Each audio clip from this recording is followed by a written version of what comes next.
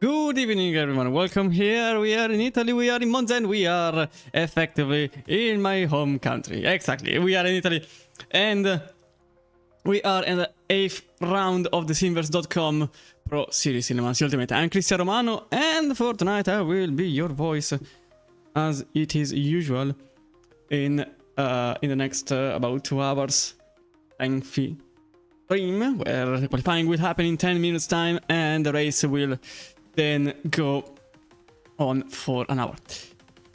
In terms of where we are, well, it doesn't really need presentation. We are in Monza, we are in the Temple of Speed, effectively the Temple of Speed. And this track has a lengthy history because it was first opened in 1922. We are talking about more than 100 years ago. And this track effectively has seen everything from effectively rally to GT to prototypes. To effectively everything, I think in between, even the Clio Cup, if you are a fan of Jardier. And effectively this track has its unique perks of being effectively one of the most, of the quickest, if not the quickest racetrack in the world. It's effectively, I don't know how many times I said effectively in just 10 seconds, maybe I should change word. This track is probably what's more similar to a Roval in terms of what can be categorized as a NASCAR racetrack, sort of. But the oval is there not to be used. Last time it was used was for a race. Back in the days, to be exact, back in 1971. But in more recent times it was used also in rally. You can probably remember the WRC that came here in Monza in 2020 for a round in which OG effectively win. It was the Monza round, yeah. I think he wins the Monza round in 2020. But he then won the championship on Elfin Evans, to the joy of French people and not the British ones. But still a Toyota win nevertheless. Little excuses apart, this track is quite lengthy, even if it's quite quick to get around it. 5.7 kilometers long, 11 turns, and a race lap record of 1 minute and 20 seconds. 80 seconds and it's done. But it's not quickest in terms of timing, it's the quickest in terms of speed, because the average speed was 257 kilometers per hour. That's a lot. In terms of series being hosted here, we talk about Formula 1 and the GT World Challenge, but formally it also hosts the WEC itself until 2023. Then there was also what was once MotoGP, TCR, SBK, and also, as I said, the Monza Rally Show and the WRC in our way. Now, in terms of our championship, these are the results from Bahrain. I have to refresh them. First, we start with the GT3s, as always. You can see Niklas Huben, David Naskirashvili, Manuel Fuchs to complete a full German podium, Lambo, Merck, Lambo, and then a Porsche, that's Corbinian, Windle, and Alexander Hanna to complete the top 5, then Rancagno, Kiffel, Barto, and Alderizio with Gataga to complete the top 10. As you can see, a couple of cars being lapped, but as always, being lapped doesn't really mean being lapped by the leader. It means being lapped by the hypercar class, and then if you're unlucky, you can get lapped by the effective leader in GT, but that's not how the things really went. In terms of hypercar, these are the results, with Arda Erkan in Toyota winning ahead of Alex Siebel and Sven Gielhed to complete the podium. Then fully German stuck with Marco Bischoff, Mickey Hoyer, then Bachmeier, Gronwald, Bachmeier, Party, and Flag complete the top 10. You can see here 11 were the cars on the lead lap, everybody else was lapped. This one is an effective being lapped, with Moritz Zurich DNFing from the race in 16th place. Last time around there were, as you saw, 34 cars. I have no particular idea how many cars are there tonight yet, but I will see later on. In terms of placement in the standings, because these are the important ones, just refresh to be safe. Niklas Subben is ahead with 5,000 points of David Axelashvili and Joseph Kiefel to complete the podium in GT3. Clemens Kitzel and Manuel Fuchs to complete the top 5. 500 points, less than 500 points between Fuchs and Huben, with Windle being on the very edge of those 500 points. Whilst in Hypercar, is the overall standings with Arda Erkan, Sven Kiloed and Alex Siebel in the podium with just shy of 5,000 points for Erkan. Kiloed follows behind with around 100 points, and then another 100 points behind, 102 to be exact. Alex Siebel complete the podium. And I'm putting a lot of pressure on being on the podium, because these are the prices for the wrong series. These are the prices for the Simverse.com Pro Series in the Man's Ultimate. For each class, there are coupons for the podium sitters. 1,250 euro coupon at Simverse by Thrustmaster for the winner, 750 euro coupon at Simverse by Next Level Racing, and a 500 euro coupon at Simverse by Monza Racing. This is for both classes, and it's applicable on the Simverse.com website. So it's important to stay in contention for the podium. Now I will also add that the new HUD will be put in place tonight. I will see if everything works. The answer must be yes, otherwise there is a problem. But regardless, we are just 2 minutes away or so from... okay, we're just 2 minutes away from the practice to end. And then we will get into the qualifying session. Just need to see if this is working, and the answer is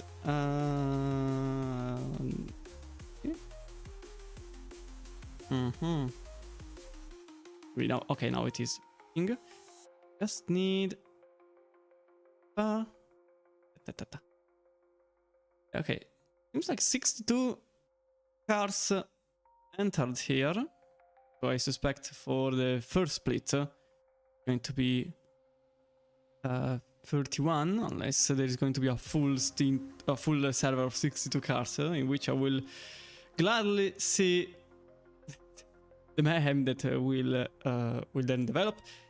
As always, twice the wear on the tires, realistic fuel consumption, and 80 minutes, sorry I said 60 minutes earlier, 80 minutes of racing time for tonight's round, 15 minutes qualifying, and qualifying, I think we are nearly there. Or so. Also remember, it's live steered, so whatever penalty gets applied will be applied immediately. You don't have to wait for the end of let me put back the standings, listen GT3. You don't have to wait for the end of the race. And also remember that there are 2 drop rounds, so if you see some drivers with 7, 6, 5 races counted, but being physically tied, drop rounds are already counted for. So Niklas Subben, for example, in this case, has 7 weeks counted, but only 5 races. The top 5 points that have been collected during the races, those are being counted in those 7 races that have been raced. Can't wait for next season. No more active in dailies. The next season is close. I think I have just enough time to show you the calendar for the remaining of the season. So we are in Monza tonight. So Silverstone, Sebring, Interlagos, Le Mans. Like 4 weeks till the end, and then a new season will start after a short off season. But also, you don't have to be in the championship. You can even join single races even in the championship as an effective wildcard. You don't have to compete in every single round. If you want to race tonight in this series, even if you didn't score in earlier races, you can still race in the Simverse.com Pro Series, obviously. With only 4 rounds remaining, I really doubt that you can get in the podium, but at least to get a sort of hand inside the LFM environment, the races and the way they work, sort of training, I would say, you can still do it. No shy about it. So these are the next 4 rounds if you wish to join as a wildcard. Now I need to go into live, not yet. I think just now, yes, we are into qualifying. We go into live. Please let things work.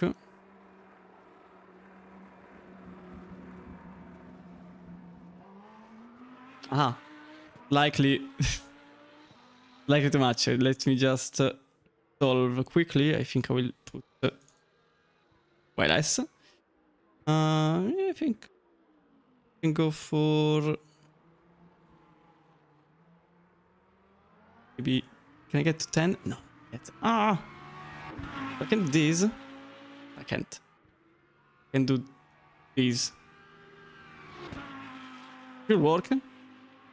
Okay, yeah, it does work. Good.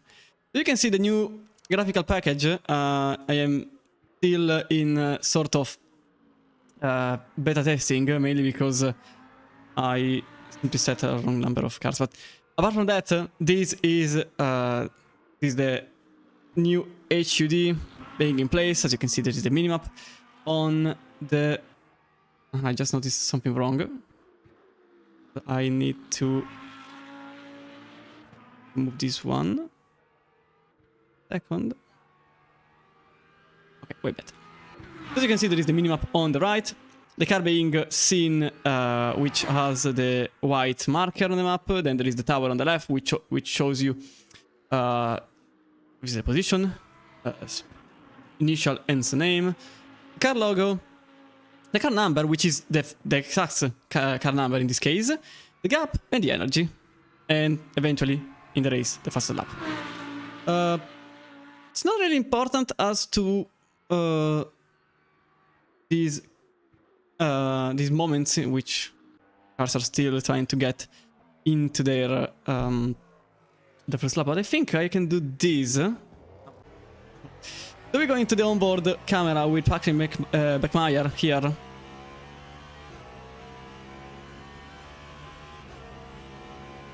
Number 66. Yes. But level up my rating too. Okay, yeah. Well, I understand that, but still, you can find some daily races. It's more convenient to race in the dailies in the evening because those are more populated than during the afternoon. But if you can join, just try. I think you can join the Simverse.com rounds even with a low sort of elo, but probably in the second split rather than the first one. The blimp is there up in the sky. As we go into Ascari, 8, 9, and 10. There is also the. Do remember there was a splitter? This is the splitter camera. This one is this one. I'm really sorry that I'm showing the chase cam, just that I get used to different camera settings in a different tool. But as you can see, we also have now onboard cameras. As Patrick Beckmeyer goes over the line to set a 39.0. He was the first car on track to set at a valid lap time. And then Tobias Gronwald set a 49.918.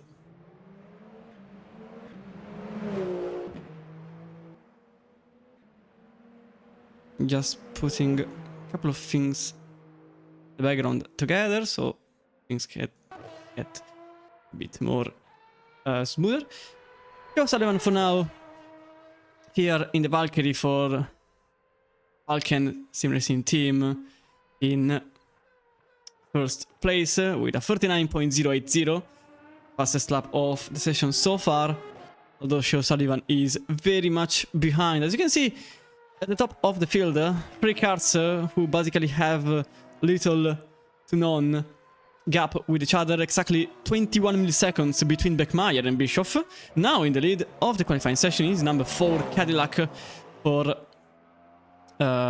Nitro Concepts. Just need to see... Okay. Unfortunate. Regardless. Blew it out. In GT3, Niklas Huben in the other Nitro competitions, Nitro Concepts Lamborghini number 4. He is currently in first place in his class, 150.194. David Naskirashvili follows behind, although ahead of him virtually, in the Fisher Racing number 127, with David Ancagno in the Top Racing TV number 73, for now in third place, with 150.819. As Tobias Gronwald just set 36.5, quickest lap time in the whole session so far in the Toyota number 4, in the red and black Toyota. As Mirak Party also joins the top 2 with the number 7, ahead of Patrick Beckmeyer, who is now in 4th, as Marco Bischoff just set a purple lap, this time at 36.372. It's quite usual to see the lap times improving as the session goes on, more importantly because of the tires being cold initially, then going more and more towards the hotter part. And I will just move this one here. It's easy because the weather forecast keeps on changing the width, so I will just throw it on the left side. So Gronwald second place, Gilohead now in third place, number 44 Acura for the Falcon team. Mirak Party is now in 4th place with Patrick Beckmeyer still in 5th, Arda 6th, Mika Patash in 7th. I saw someone jumping, and that was Party jumping in 3rd and 4th, as immediately Shea O'Sullivan sets the Valkyrie number 44 in 1st place. 3 times ahead of Gronwald and a whole 2nd ahead of Bischoff. Niklas Huber in GT3 is still ahead of the field, David Naskirashvili in 2nd, 33 milliseconds behind, but let's see if the delta improves. The answer is not enough, 49.1, his best lap was a 49.093, so that doesn't happen. Huge improvement right now for Mirak Party, 2 times on Lesmo 2. So cool to see the gaps finally, because I can see who is improving enough. I can see in GT3 also somebody is improving a lot. That is Michael Herman, now in 11th place, but he's already in a whole 2nd ahead of himself.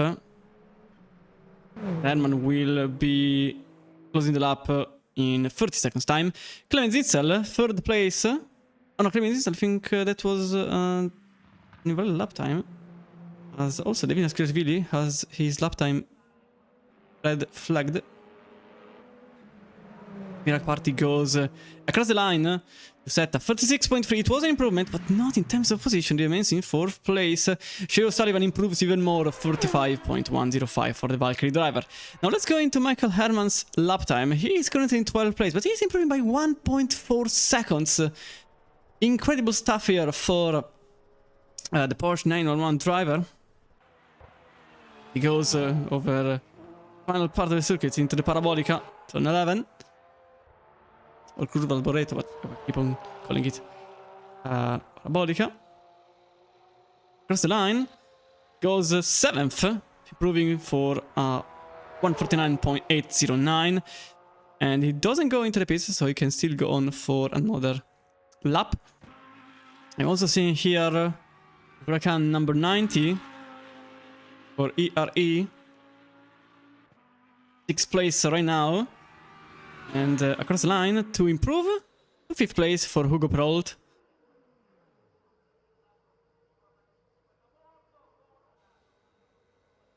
I can see little addition that also is possible. Yes, okay, it is working. I need...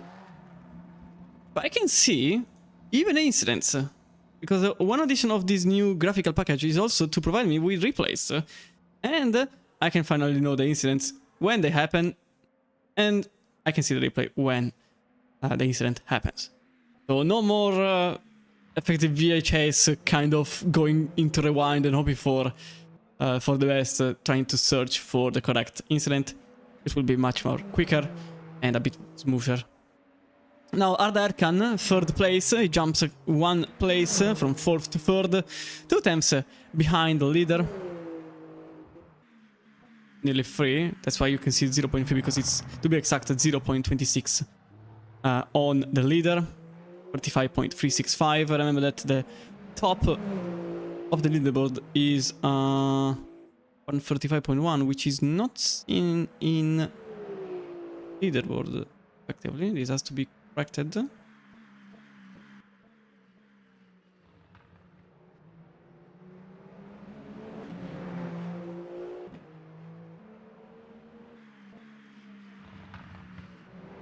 This was my mistake. I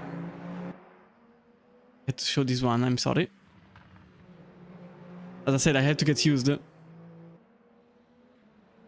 really sorry about it, but without the lap time, it's a bit useless as a qualifying session. Real apologies, just noticed. As you can see, 35.105 for Sullivan, Grunwald 347, Erkan 365, then 460 for Bischoff. Top 8, 1.3 seconds between Beckmeyer and O'Sullivan. As Sven Gilohead is improving a lot. 1 second already for Sven Gilohead. An entire second will be worthy of an entire alpha second on the pole sitter right now. But we are still in second chicane for Sven Gilohead, so a lot of time to go for him. Arda Erkan managed to improve the position. 2nd place for the Toyota driver in the number 33. Whilst in GT3 nothing seems to change. Of now, although I can see Marine Bessier, 13th place. Number 90. The improvement could go on to become a top 10 in qualifying. We will see. Now that's 7th place for Marine Bessier. 7th place for the Lexus driver. Top 8 right now. 49.557. Now let's get back into Sven Gilohead's lap time. Who is going in SS, so I suspect the lap has been red flagged. I didn't see it. Very likely. So probably the second of improvement was there. Matter of fact, nothing really changed. Marine Bessier is still improving. 1/10 right now. No, 2 in the first, in the second chicane. Sorry, I can't count. Then into let's move 1 and let's move 2. I can do this. You can just see the onboard camera. For now, this one here in the headset, but little spoiler, probably IRL, sort of IRL onboard camera will be set in the future. Because this is a completely new tool. Some things still may and will change. Also based on feedback from the community. If you really want something different, you can just say it, and maybe, who knows, you will be part of the improvement. For this beautiful graphic, quite honestly, I like it a lot. You can see everything in a very compact manner. Both for the viewers and for me in the race control. Marine Bessier goes over the line. 2nd place for Marine Bessier. 49.071. 4 tenths behind Niklas Huben. But best of the rest, in a sense, considering Huben set a A remarkable lap, 148.699 for Ruben in an Interconcept Lamborghini. Improvements on track. I can see Mickey Hoyer that was improving, but the lap has not been deemed as a valid one. Tobias Grunwald was improving, never mind, because he is now in the gravel at Lesmo 1. So that's the lap done, and I think also qualifying over for Grunwald, because with 10 seconds to go, definitely not enough time to do anything. So he will go back into the pits. Still, there are some cars trying to improve in both classes. We've got Joseph Kuffel, only 12. Only 12 right now for one of the contenders in the championship. Only 12. For number 85, Joseph Kuffel with a 49.926. But he is improving. 2 times only, but he is improving nevertheless. Same time, Corbinian Windle is doing the same. As Michael Bishop will not improve. Windle in the Fisher Racing Porsche will improve for 9th place. Joseph Kuffel into the wall. Kuffel into the wall while he was improving. Very unfortunate there. As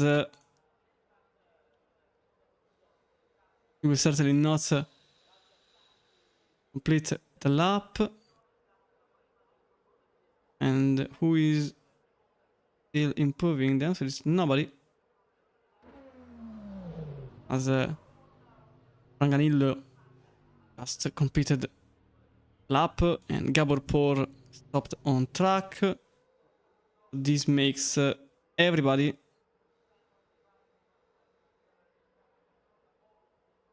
in qualifying with a checkered flag being taken. Also, little thing that you can see, I'm currently showing the top 8. I can probably do this. I'd like to see if I can... No, can't. Look at 9 static entries. Is I don't really like. Maybe...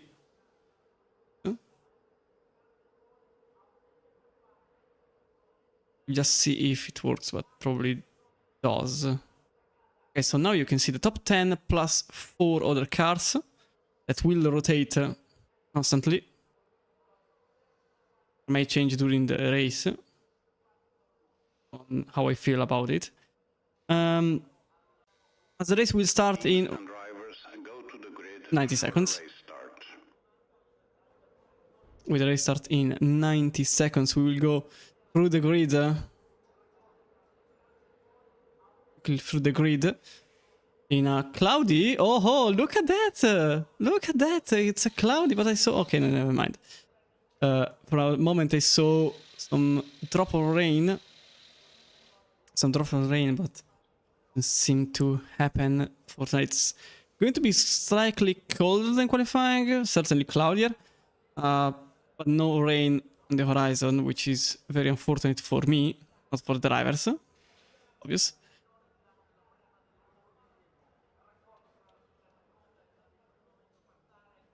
In terms of racing, going to see a lot of good racing. Remember that the strategy here... Oh, this is interesting. So, I can see the tires now. And I already have something cheeky going on. There is a medium tire only on the front right for Shea O'Sullivan and Sven Gillohead. Otherwise, it's full hard. Same for Gronwald. So O'Sullivan, Gronwald, Erkan, Gillohead, and Hoyer.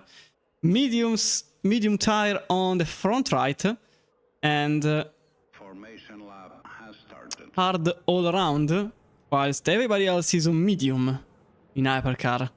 It's going to be interesting in the strategy. That's going to be very interesting. Already, I love this thing. I really love it. And Mickey Hoyer, apologies. So it's 5 cars. O'Sullivan, Erkan, Gronwald, so the top 3. Gillohead and Hoyer with the same tactic. Ooh. With a red surface. The red surface means hot. so hard. It's opposite of Formula 1 effectively. The medium tire is the yellow one, so you will see for some cars only one medium tire, while the rest of the GT3 is always on medium, considering their Goodyear tire are always on medium, while the Michelin can be on 3 different tire sets. Now, meters away from the starting grid light, and away we go. It's quite a quick start for everybody, even for me. And already side by side between 2 Cadillacs right there. That is, I think, Lucas Grunwald getting attacked by both Cadillacs alongside with Sven Kilohead on the outside. Goes for a move. That was Lucas Beckmeyer. Apologies, Lucas Beckmeyer trying a move on the outside. Free wide into the first chicane. Can't work. And they actually a lot of contact among the 3 cars with the Toyota of Tobias Grunwald making through in 4th place. Yellow flag showing for a brief moment. Probably an incident behind. Tobias Grunwald is now behind Marco Bischoff in the Sven Kilohead is behind Tobias Grunwald. Tobias Grunwald in the Toyota as the Alpine driver tries to get into the inside. There's a little lock up for the number 44. It doesn't pass through, and the 4 remains for now in 3rd place. As you can see, still defensive for Sven Kilohead and Tobias Grunwald attacking. For Sven Kilohead attacking Tobias Grunwald, still there, trying onto the inside into Lesmo 2, but the Toyota can't let it go. So Grunwald remains in 4th place, but also up into 3rd place. There's a possible overtake between the 2. Oh, maybe a contact between the 4 and the 33.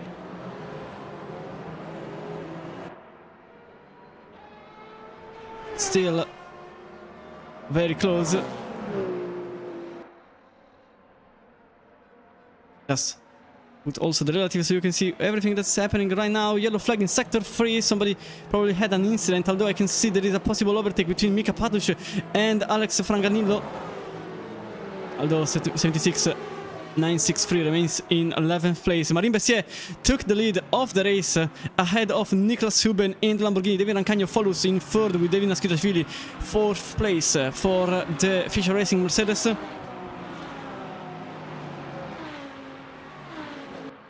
With Hugo Peralt following in 5th place.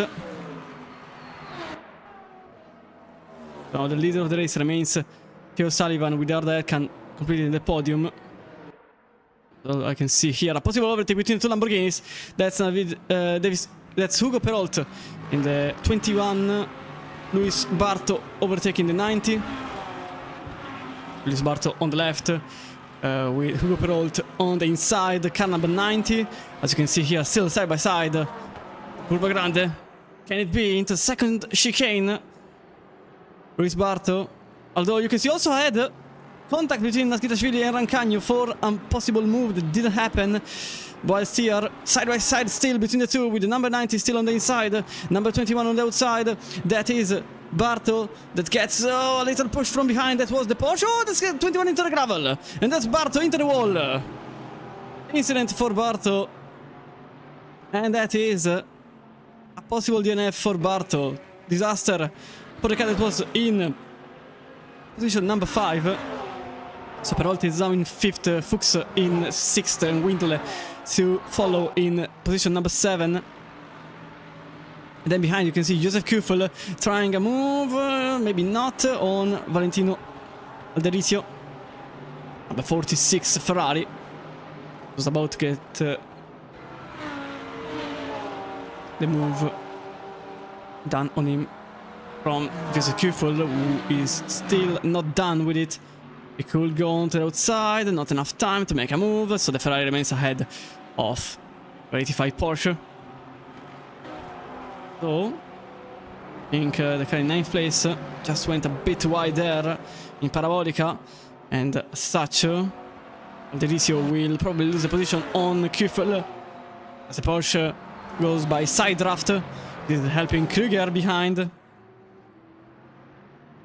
Into the first chicane, heavy braking with Kuffel going deep into the brakes, maybe a bit too deep, cuts the chicane, goes over the bump in the middle of the shortcut, loses the position on Alderisio, and Krüger follows behind.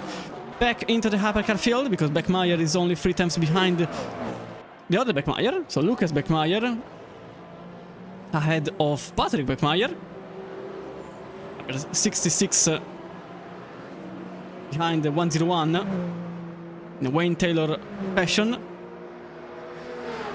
That's 66 Patrick Beckmeyer overtaking Lucas Beckmeyer. Now behind Sven Gilohed, the car number 66 already behind, quite close too.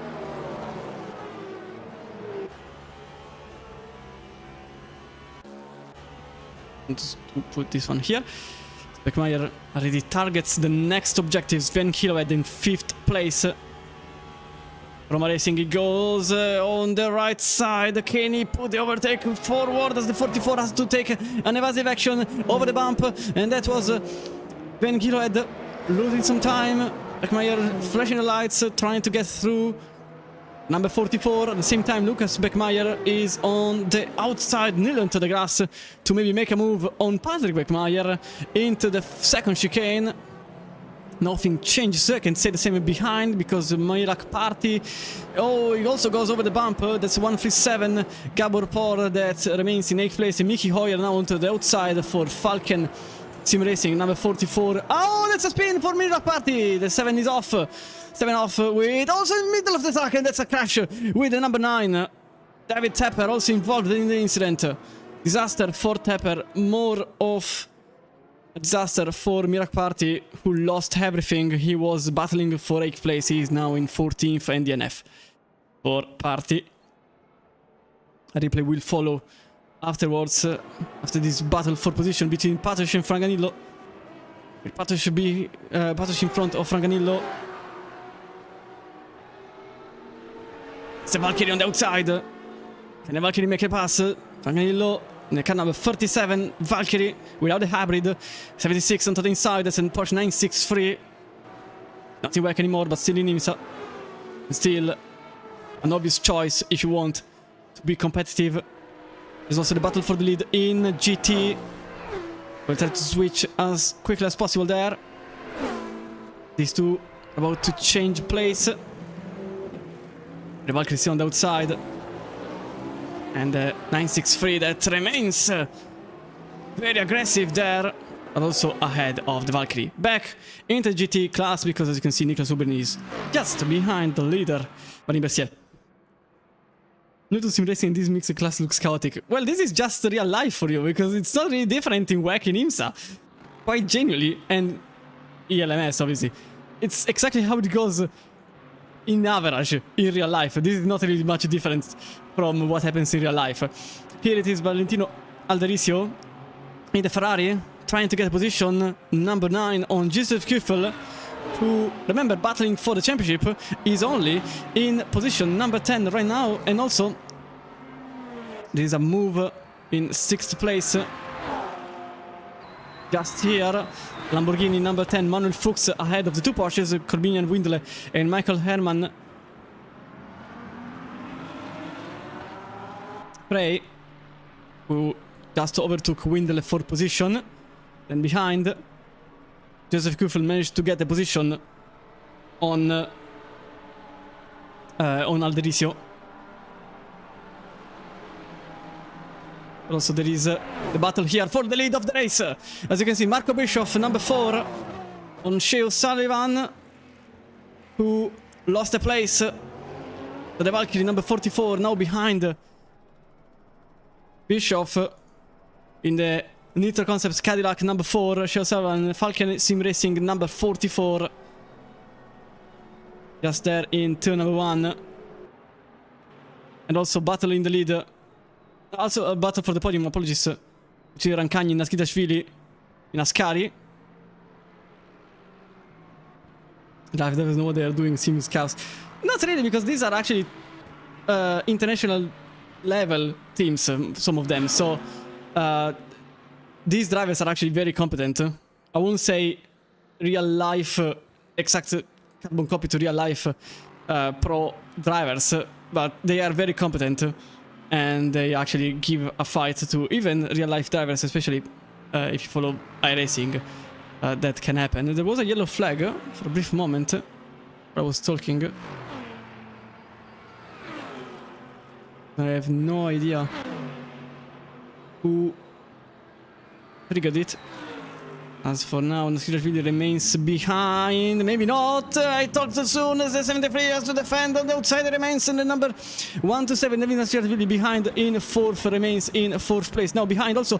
But no, there's an incident. That is Frey that has to cut the chicane. Takes out some of the bollards. I don't know really how to call them. And here, still another contact. This time, Nasirashvili goes into the rear of Rancagno.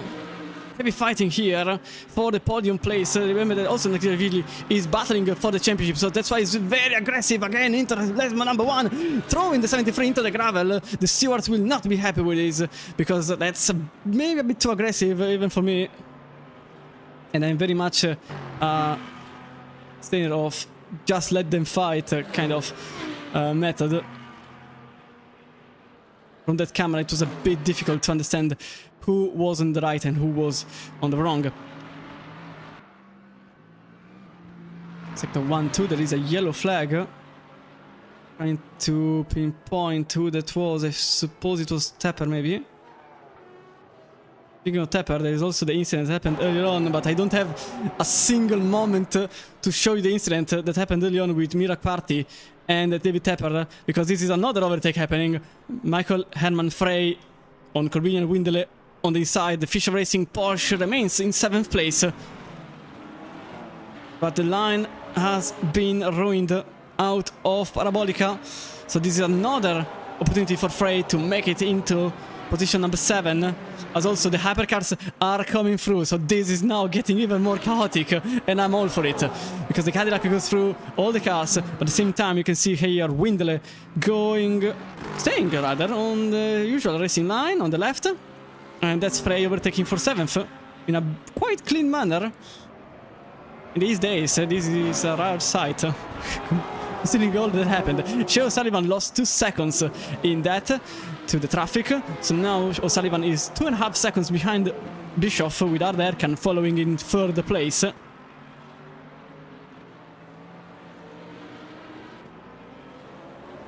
As always, for being this chaotic, I'm trying to give as many informations as possible.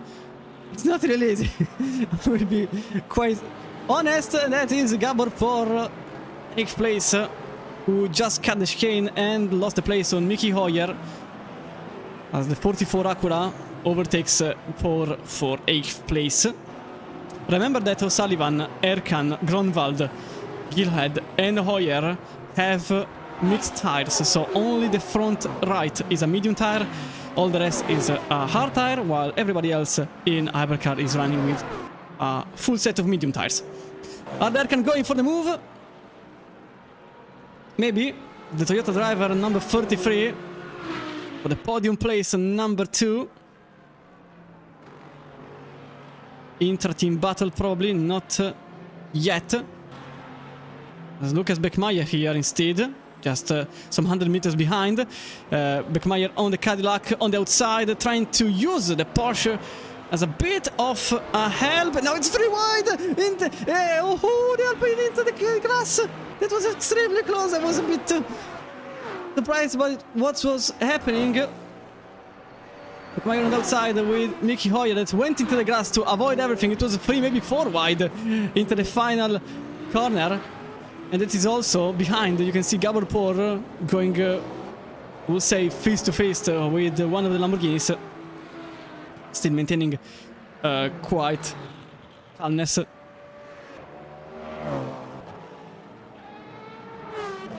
Hi Bart Simpson, welcome into the stream. This is certainly one of the sentences I've ever said.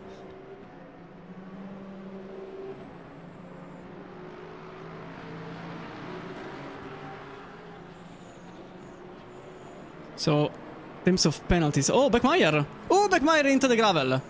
Number 66. Something happened to the number 66.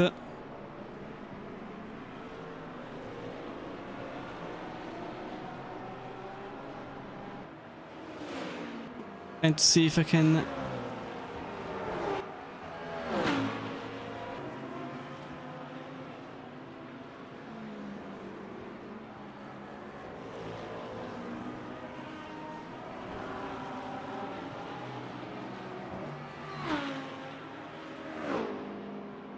the replay on.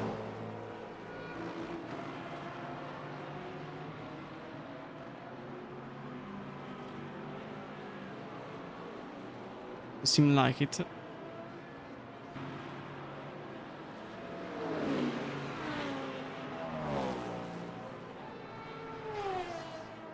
I have to understand better how the replays then. As here there is also the battle for 12th place. 5 seconds time penalty on Kruger. Possibly for an incident earlier on. This is now Kruger on... okay, sorry, Kitzel on Kruger. The number 69 Huracan that gets overtaken by Clemens Kitzel. Also another car that is battling for the championship.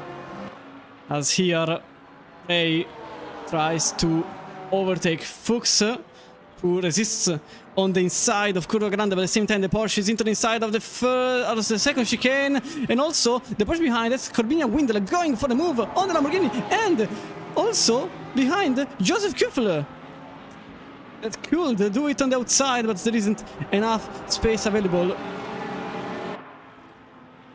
No header in the Chevy number 33, trying to pass Joseph Kuffel. It's an amazing battle, this one here. We're trying to keep up with everything, but it's a bit too much even for me. As you can see, that was Prey. Oh, this the Porsche into the grass, and the Porsche is off. The Porsche is off. That was Windle that lost the rear of the car on Ascari. 1-7 here, and now in 14th place. Maybe even 15th as Nirka Sav overtakes Windle 4th position, and also Melchar. This might be 16th place. Oh, free wide there between an Alpine and the two Porsche. So a huge loss of places there. The Lamborghini now, that is Manuel Fuchs ahead of no header now, with Joseph Kuffel following. No header, number 33, Chevrolet Corvette on the outside, tries into the chicane. At the same time behind, it was a Ferrari, it was Clement Nitzel going for the move behind Joseph Kuffel on Alderisio for position number 10. No header remains behind Manuel Fuchs. As I said, it was a 5 seconds penalty, and it is for Linus Kruger for causing a collision on lap number 1. At the same time, no header. Tries a move, maybe that doesn't happen. Whilst here, Joseph Kuffler very aggressive on Kitzel, trying to defend as hard as possible. Fuchs here still in 7th, behind Frey by more than a second and a half, and just narrowly ahead of header in the Chevrolet Corvette number 33. Yellow flag in sector 2. Trying to understand what happened. Possibly it's Windle that stopped on track. Yes, Windle just stopped on track.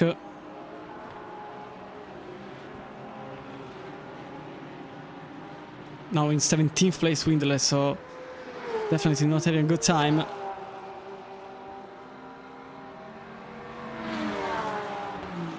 Oh, Marco Bischoff. That's a warning. It's been triggered, not sure what.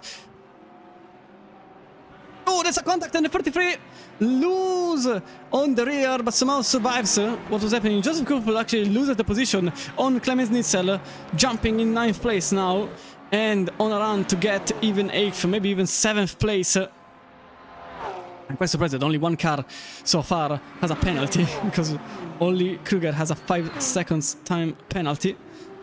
Lamborghini defending onto the inside. With Kitzel just here. Oh, this is the onboard camera for the GTs. Possibly just the prototypes that have something different.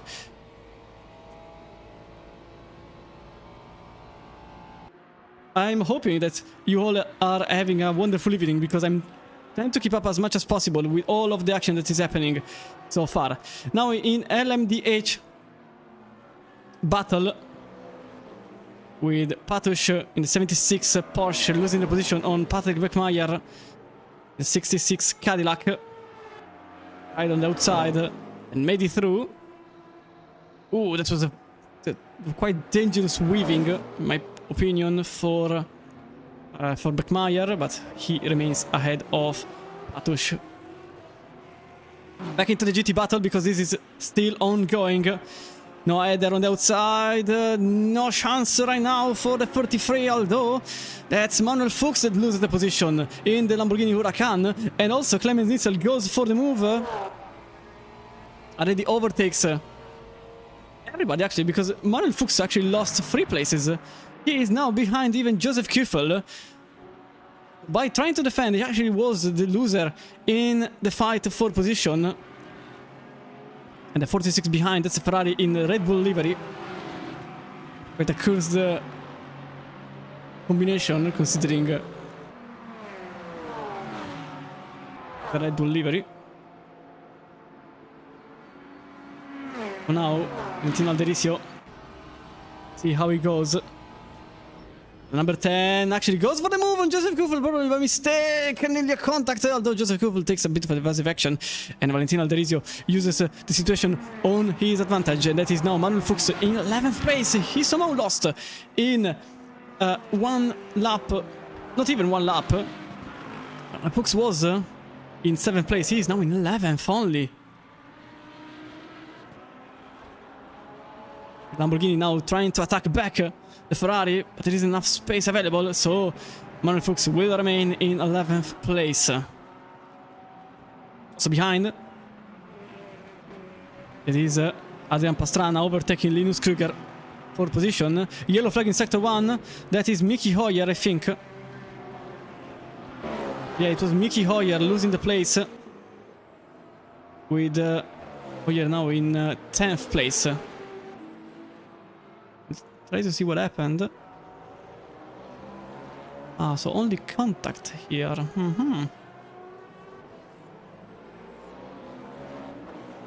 So I think I can do this one.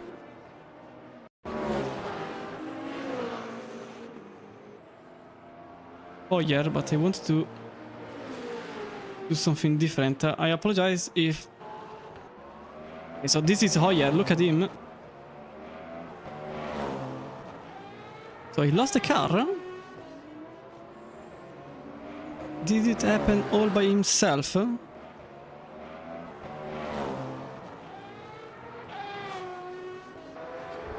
Oh yeah, this is the 44 just losing the rear on itself. Yeah, that's number 44 losing the rear all by itself. Took me a while to understand what was happening. Into live.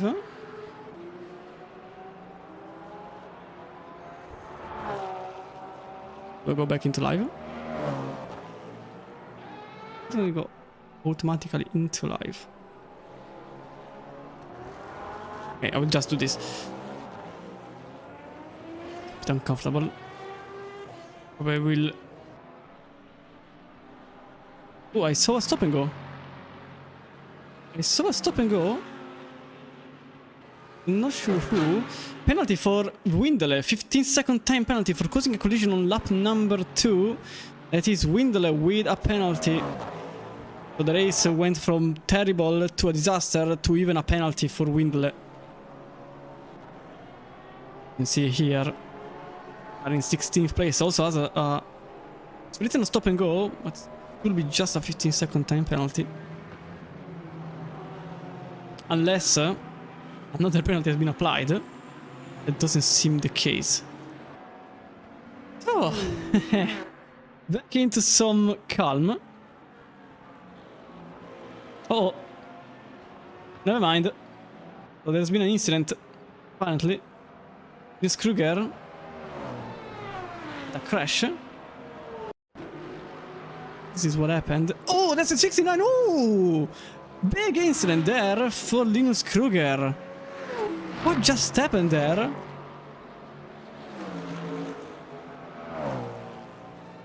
Linus Kruger. Terrible incident for for him. So let's see again. Oh yeah, he just lost the rear and crashed full send into barrier.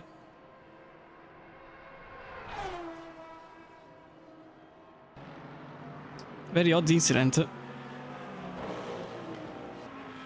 There's another DNF. The amount of cars now. The DNF is 2, Linus Kruger and Mirak Party.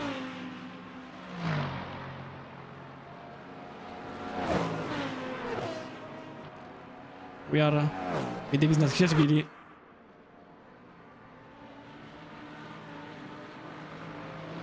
Who is just ahead of Devi Rancagno. Not too much time. Please come for us here.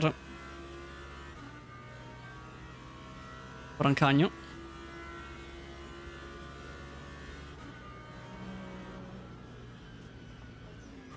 Some lift and coast for 73 Lamborghini Huracan Evo 2. And after 30 minutes, I'm close to say there's actually some calm. More than earlier, at least. So here we are, we make a Patosh, who is still ahead of Mickey Hoyer. Hoyer was about to get an overtake on Patosh, but that didn't happen, mainly because of a car GT class that was in the middle of the way. Not by their fault, but simply because it was there.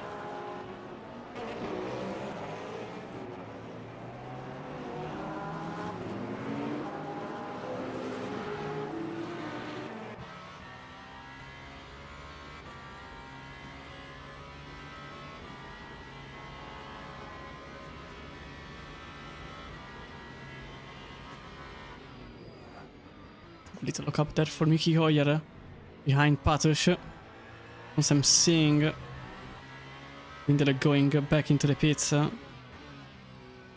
to after a penalty. There was a 5-second time penalty for causing a collision on lap 4 for Mickey Hoyer on Mirak Party. It's a very early incident, one that has been seen live. Unfortunately, I should try to search for the replay. Luckily, compared to ACC, I don't have a time limit on that, so I can just go behind as much as I want. Probably here, a pass might happen in the hypercar field. There's also the one in 6th place, so for now we will go here first. Lucas Beckmeyer in the 101 Cadillac, Gabor Por behind in the 137 Valkyrie. He goes onto the outside, into the first chicane. Will it be in the Cadillac's favor or in Force 1? And the answer is Beckmeyer remaining ahead. Can't say the same about what's happening here as the Alpine... No, apologies, the Alpine goes ahead of Patosh.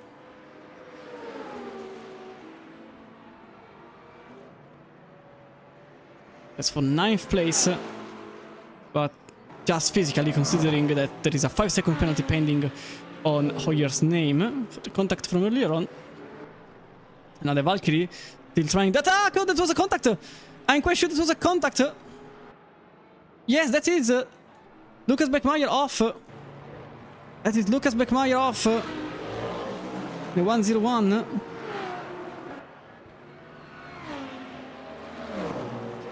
Let's see again the incident, how it developed.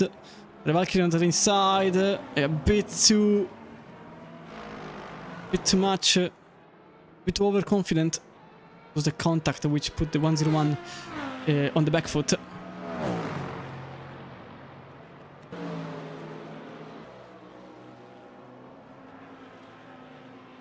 Mickey Hoyer is also going for the move on the 101. The Alpine now in position number 8.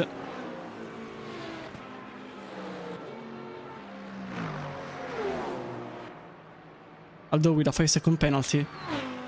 Still important to create a gap with the cars behind.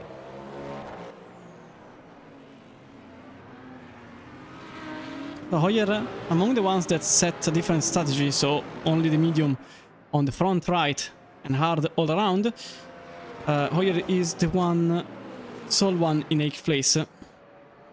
But that's also because of the earlier incident that he himself created on himself by losing the rear. And so Hoyer is a bit behind on schedule. Here we are in 10th place, Manuel Fuchs, car number 10, that's Lamborghini, ahead of Valentino Alderisio.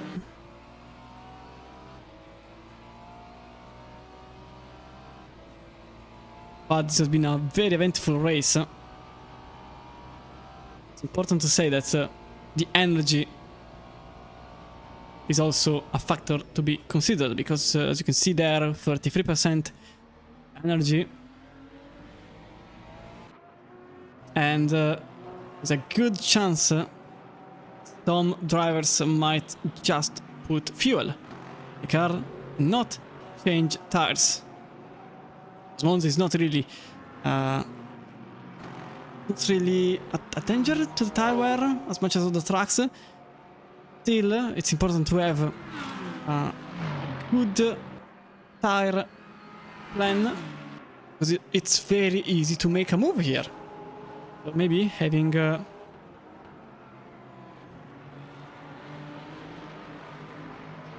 better set of tires might help in making moves later on.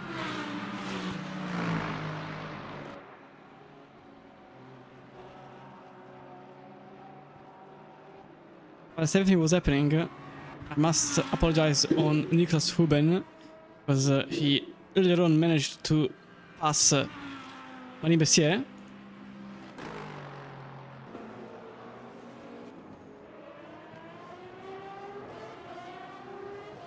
For first place.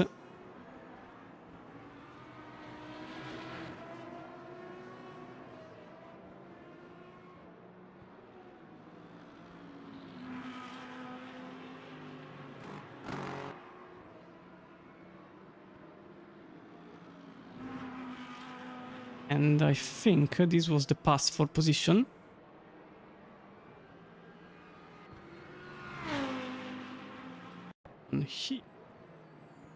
Oh, that was the 90 going sideways and losing the place. I think that was already too late. Maybe this was actually the pass for position. So yeah, this was in lap number 11. Number 4 going on the outside of the number 90. And this was the pass for the lead in GT3, with Niklas Huben overtaking Marie Bessier. Ultimately, the Lexus tried to get on the outside into the first sector.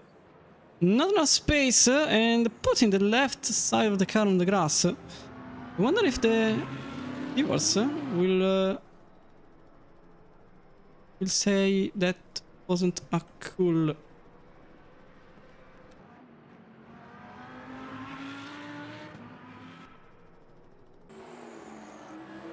now into position number 5, Hugo Perrault, number 90, Huracan. That is no header in the Corvette going into the inside in the first chicane, in the first sector. And that's no header, setting a very clean passage on Perrault,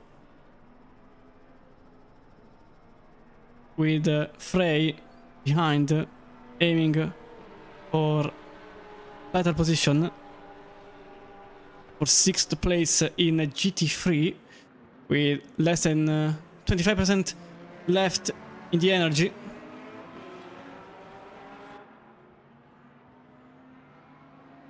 Porsche now thinks about an outside move. Lesmo 1.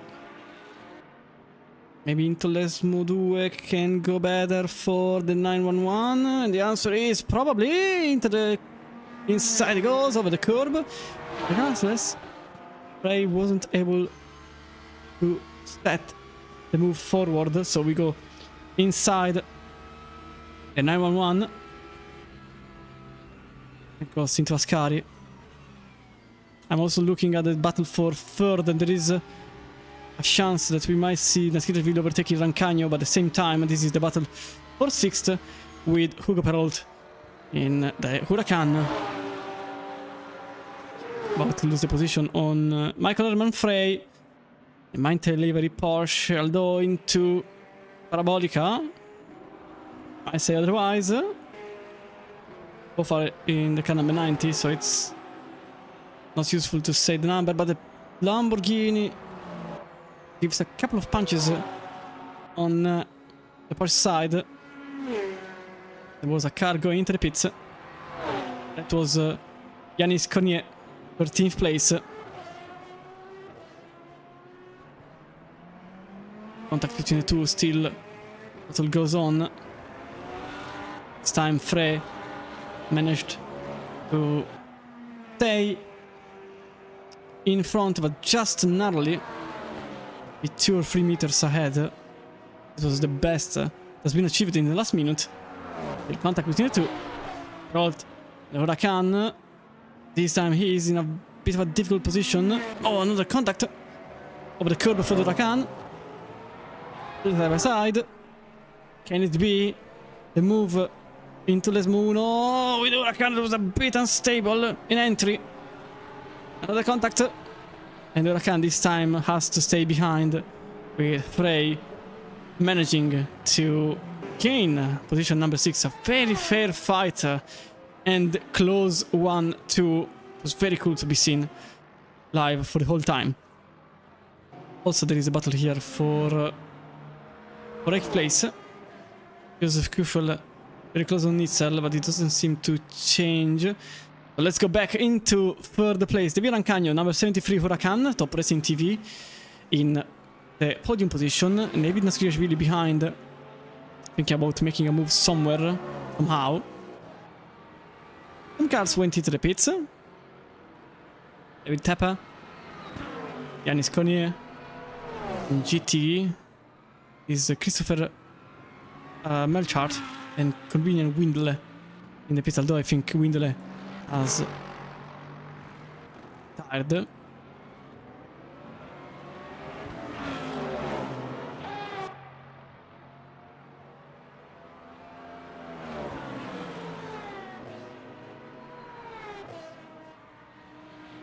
Rancagno's last lap that hasn't been showed, so possibly an off track for Rancagno, but Nascitterville. Oh, that was a yellow flag. Oh, Joseph Kuffel just cut the chicane.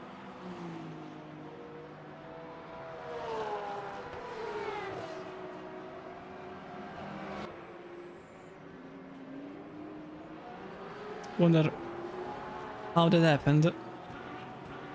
Possibly all by himself.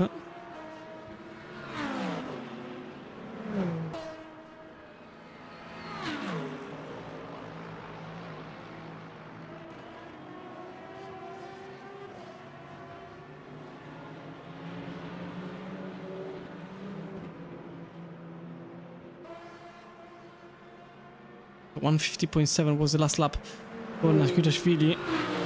The Rancagno unfortunately can't know last lap considering in a for some reasons. If you go off track, you're and oh, sector 2. That's David Acciole, 14th place for car number 61. Struggling. Oh, that's a wall. That's a wall for Acciole. Wonder what happened.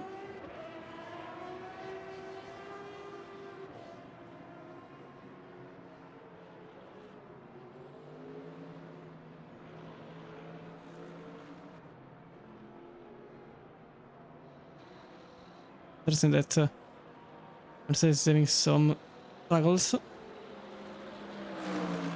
In the lead of the race, Theo Sullivan. That's it, Marco Bishop, apologies, Marco Bishop that as behind Theo Sullivan, number 44, Valkyrie, Falcon Racing. Then we got R08 in the Toyota. Grunwald, number 4 Toyota for Nitro Concepts. Then Gilhead. Oh, yellow sector 1. Oh, that's a 47. Alex Frangianillo in the Aston. He hasn't pitted, but he definitely lost a lot of time there.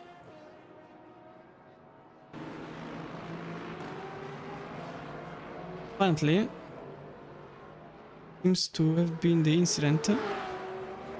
It was. Oh, he just lost the rear. Just lost the rear all by himself, but this was earlier on. The one I wanted to show. All. Prior incident. Was this one. How this happened? He is in the first chicane without any problem whatsoever. Then he goes over the second curve and he lost the rear. All by himself.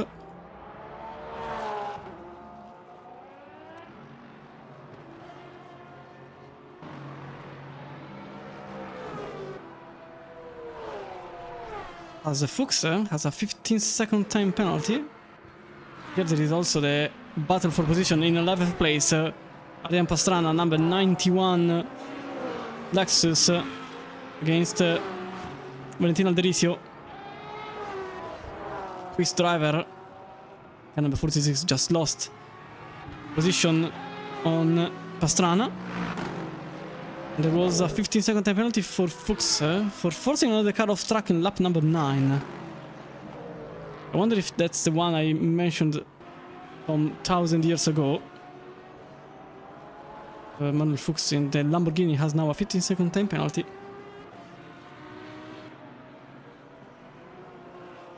Which will be heavy during the pit stops.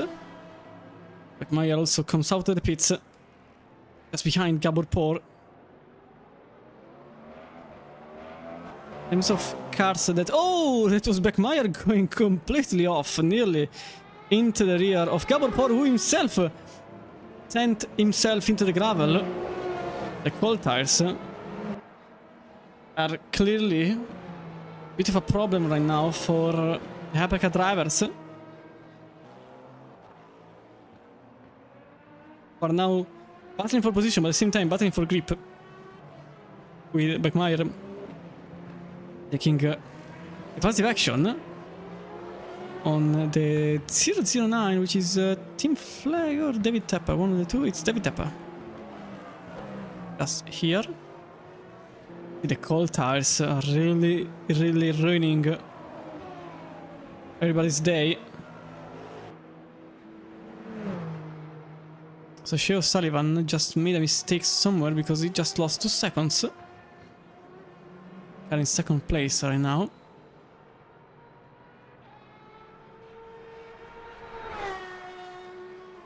As you can see, the cold tires are pretty much a big issue for these race cars. And considering how long they are taking to get back into the pits, I think many cars are aiming to not change tires. Unfortunately, I can't know the time in the pits. Here.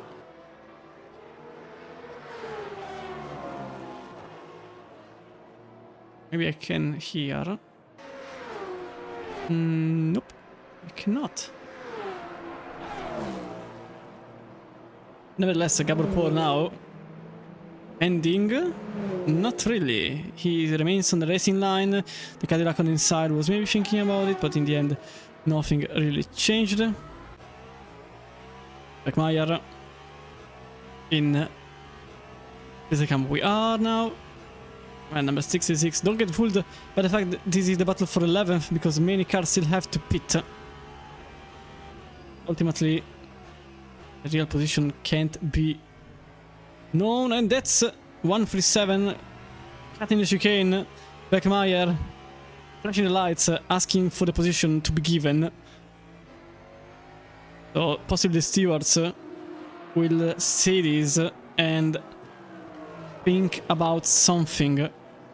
Likely on the gravel for poor. The exit speed has been ruined, and this gives Beckmeyer a golden opportunity to set another overtake, and this is for 11th on track, but with many cars still that have to pit, the real position is still unknown. Speaking of pits, in the GT3 many cars have pitted right now. Rancagno now comes out of the pits. He was in the third earlier on. And Marco Bischoff also into the pits. Many of the cars with mixed strategy are also in the pits. Those will be the most interesting one to me. Michael Frey was showing a yellow flag. Not sure why. Well, I suppose I might know why, but it doesn't seem like he lost too much time. De Hoyer has a 5-second penalty, and there was a 50. Oh, that was a cut for the Cadillac. That was a cut for Beckmeyer, and poor overtakes Beckmeyer once again. That's back in 10th for the 137 Valkyrie. As I was saying, there was also a 15-second time penalty for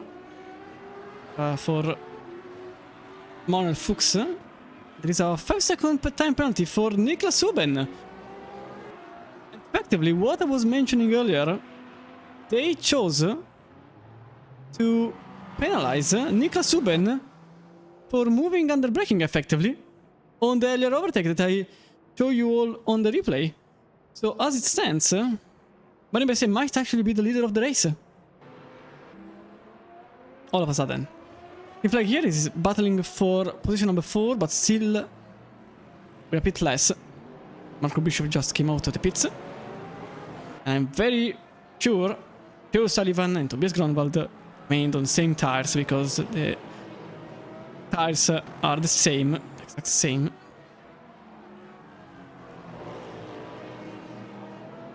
And also, the speed is the same for Bischoff, so I suppose many here elected to not change tires. Going to be interesting towards the end of the race. 30 minutes to go. And quite frankly, I doubt anybody will go for a change of tires 50 minutes into the race. As Lucas Beckmeyer very slow into the chicane. He's a moving chicane right now because of the cold tires. And that is Lucas Beckmeyer losing not one but 2 places. Gabor Por now in 8th, Patrick Beckmeyer now in 9th. And Lucas Beckmeyer in 10th place. Mika Patuš follows in 11th. Now after pit stops, we might see chaos unfolding once again. Might happen. Will probably happen. But regardless, let's see, as you can see, 5 seconds applied now on Niklas Huben's side.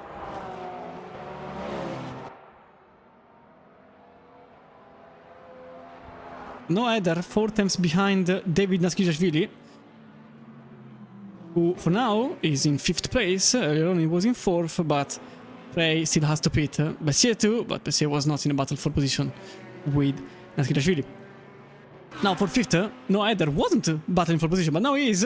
And now he's not only battling, but he is side by side with the Mercedes, and not only that, he is actually in front, and the overtake has already happened. So a quick one for Noah Eder in the Corvette.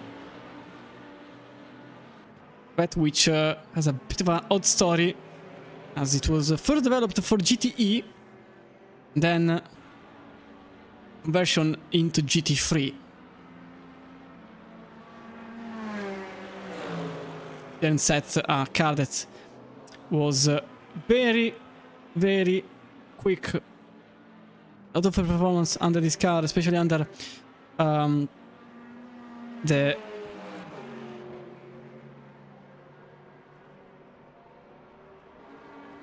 Corvette banner there.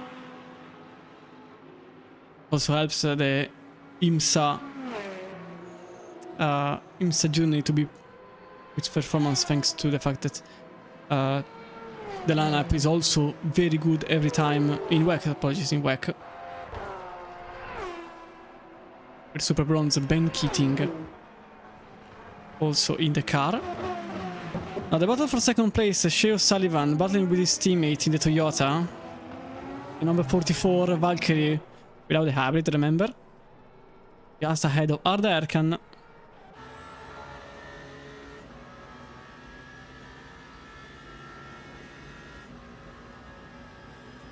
For the podium in Hypercar.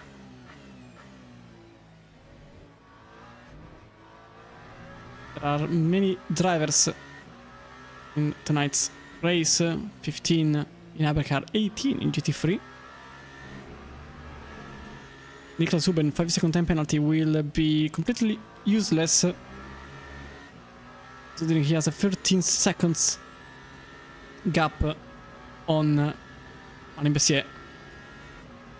It will be reduced to 7, but eventually to 8, but eventually nothing will change in the leaderboard. Beautiful warning. We're off track there. And Arda Erkan is already losing some time on the teammates in second place. Now we are here in 11th place. This is Saf against Perot. Up in 11th. Perot in 12th. The Mustang driver remains on the racing line. Hugo Perrault overtakes in the number 90, the number 88, but just momentarily after going on the gravel, but he remains ahead of Saf, although with a bit of a slow exit. And I can also see a 5-second penalty applied to Por. Contact between the Mustang and the Huracan. Another contact. Sav goes a bit over the stance to address the fact that they want to stay ahead of Perot. So it was a 5-second penalty applied to Por, and the answer is because of a collision on lap number 18. I think you know which one. Oh, there is a contact, and there's an incident between Perot and Saf, with also an Alpine getting in the middle of the way. There's a crash between Perot and Saf. As a bit of a lag. I think it was quite clear. There's no header, I think. Oh, it was somebody else. Don't see who. But let's see again the incident, how it happened. This is the first part, but I wanted to see this one.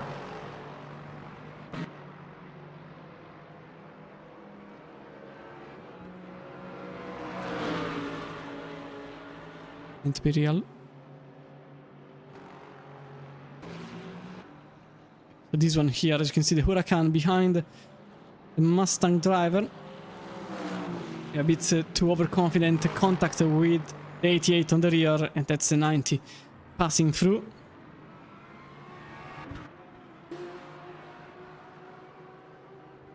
Ultimately, it might lead to a penalty on Perrault's name.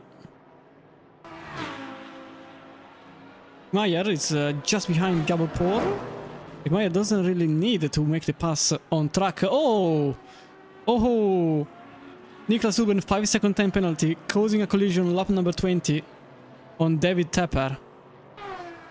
Now it's a bit more dangerous, Huben, as he only has a 4 seconds gap on Bessier, and anything can happen. So that's what happened. Early on when I saw Tepper's yellow flag.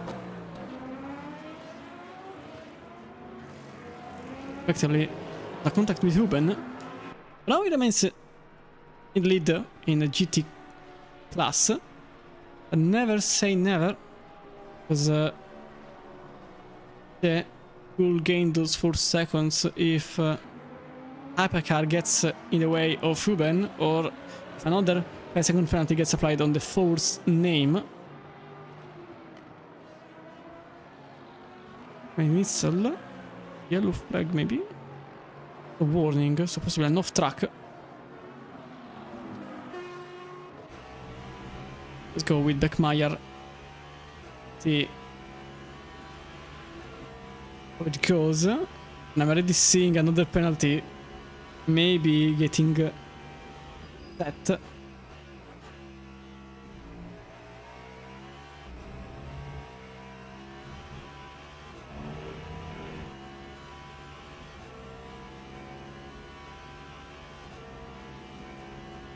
C'è Sullivan warning. There was a yellow flag, I think.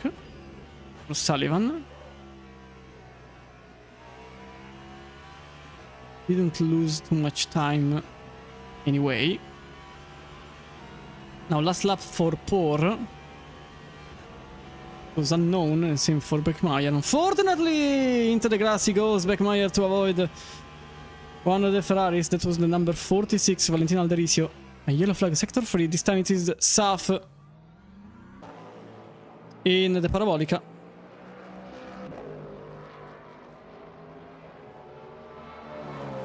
The car has been lost themselves. And Mickey Hoyer also, yellow flag for a moment. So a trip into the gravel, because it doesn't seem like Hoyer lost too much time. Let's go back to battle here for position number 7, although again it's already a done deal, considering Poor already is in 8th place as it stands.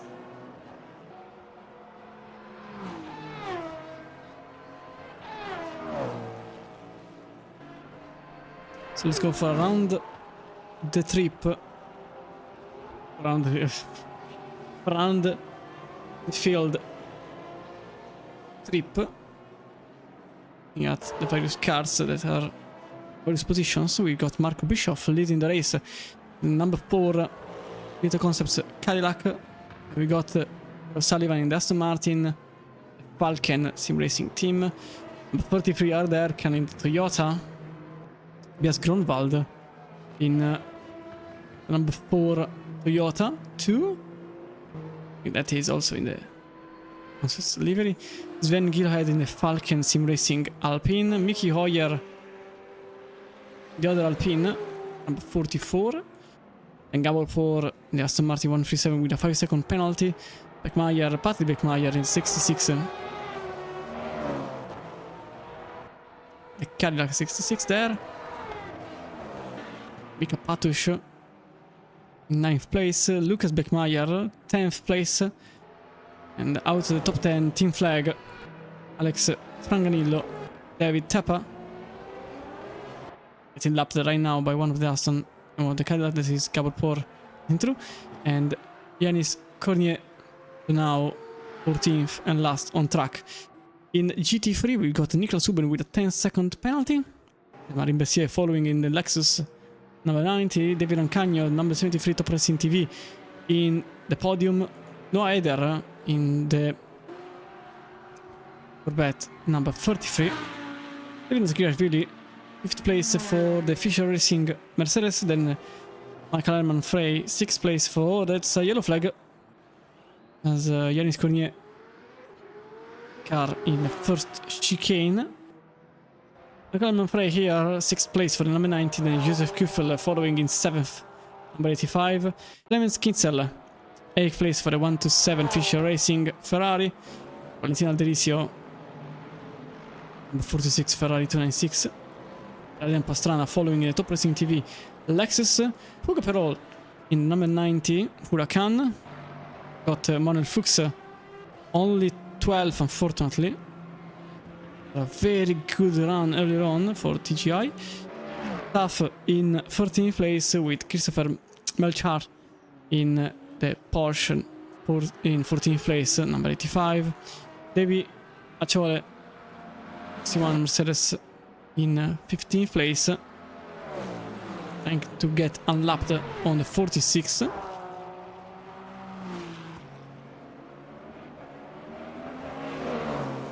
And we got Corbinian Windle that's effectively retired from the race. Linus Kruger, 69. And there is another incident. This time no header is into the wall.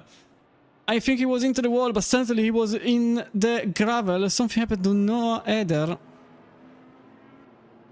He lost a massive amount of time there. Maybe it wasn't into the wall, but regardless.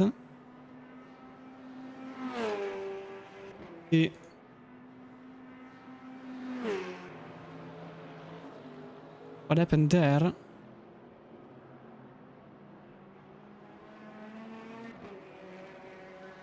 The incident. Just no either going somewhere.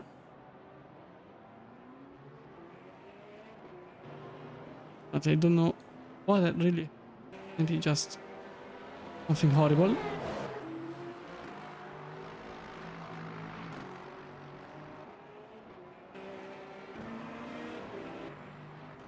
In Lesmo 1. The Corvette number 45 just loses the rear. For a moment I thought the flip was going back on track with damage, but apparently it was just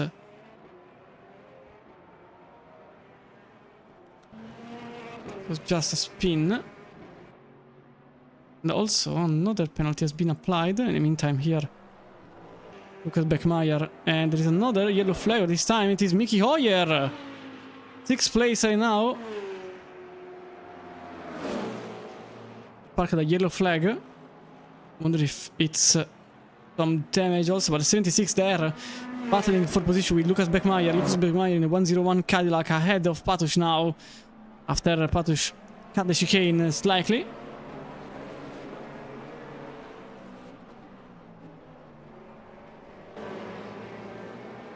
With Lucas Beckmeyer now in 9th place, 28 seconds behind Poor.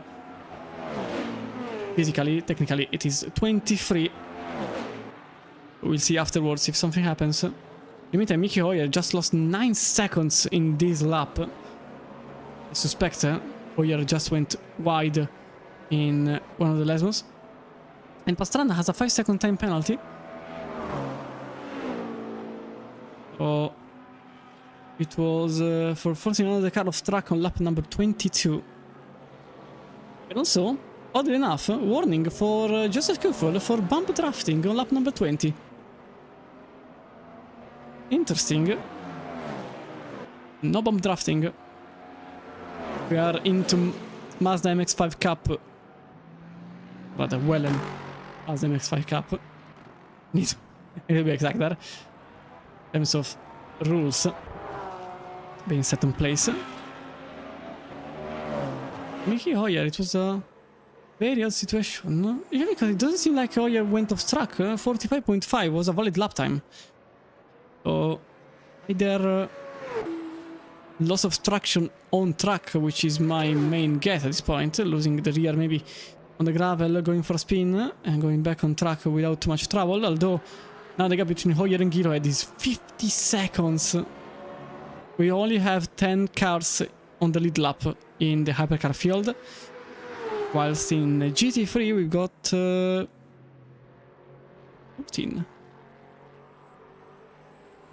14 cars.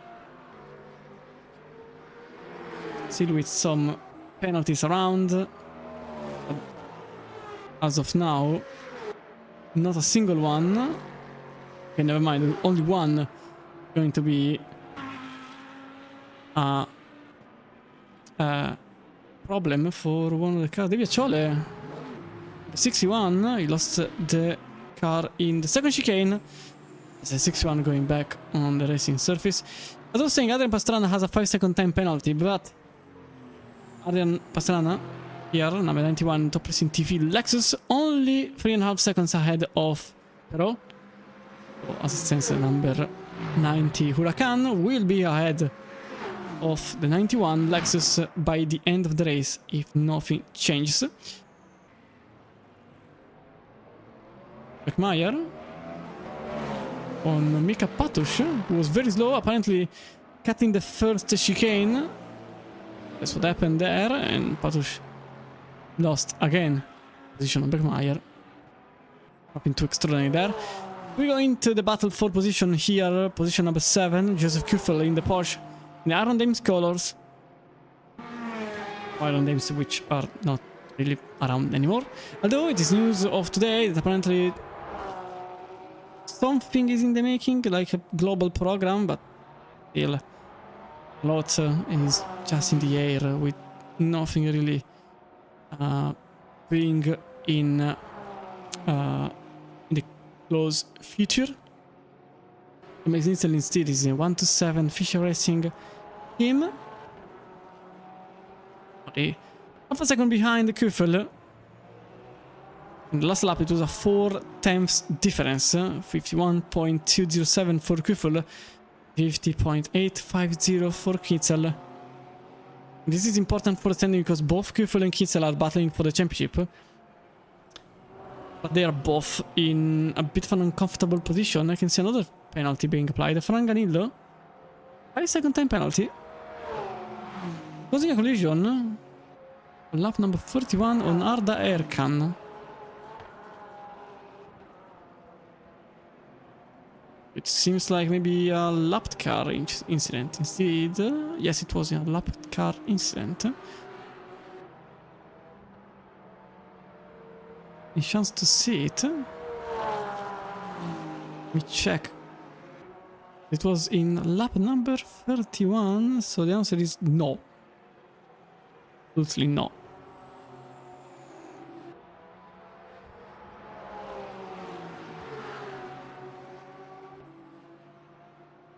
Still 5 times between the two. Oh, lap time basically the same between Kitzel and Kuffel. With Kitzel stopping in the millisecond. Oh, that's Kuffel going over the chicane and losing the position. That's Kuffel now in 8th place. A mistake for Kuffel, who was going into the first chicane. We overshoot. Maybe an overshoot for Kuffel. Ultimately, he landed on a shortcut, which has a big bump on it. Means that Kuffel lost ground, and there's also another penalty now. Hugo Perrault has a penalty, 5-second time penalty for causing a collision on lap number 28.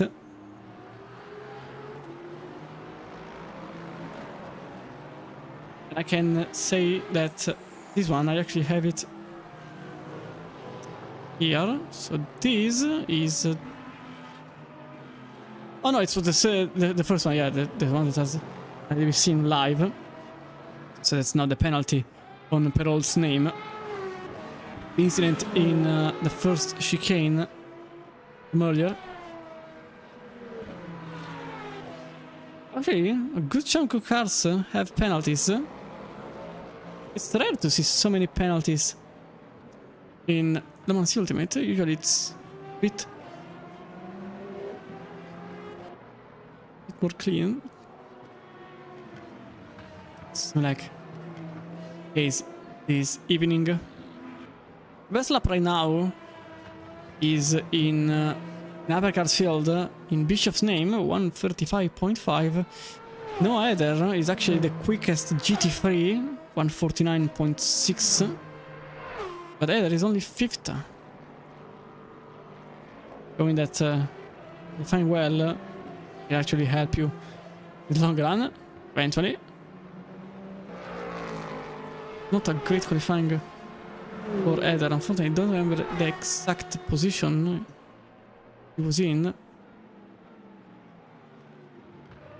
I don't think the Corvette is now going to get into 4th place. Is oh, that's a yellow flag. It's claiming Nitzel for just showing a yellow flag briefly. Probably a mistake of some kind. But we will remain here because look at this. This is the battle for 2nd place, very likely. We've got Arda Erkan 33 ahead of the 44 Valkyrie. The energy is still quite okay. See if I can something different. And the answer is I should show this. As you can see, tires for its cars, but this one has already been a bit of a easy thing to address. What do you see the damage? Because there is apparently damage on Erkan's car. The damage is important to a certain degree. Yeah, the fact that with this new tool you can see the tires now is not being used. It's simply because it was just those 5 cars with the same strategy, but in case of more differentiated strategies, this would be a perfect tool.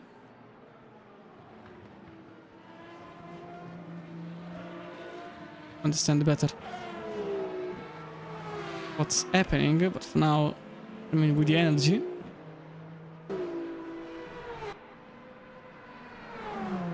.7 seconds between O'Sullivan and Erkan, as O'Sullivan set a 37.2, 36.5 for Erkan. Quite a difference there in the last lap.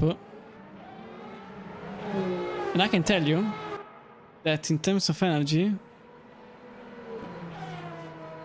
I think they might all be able to go to the line easily without really saving fuel.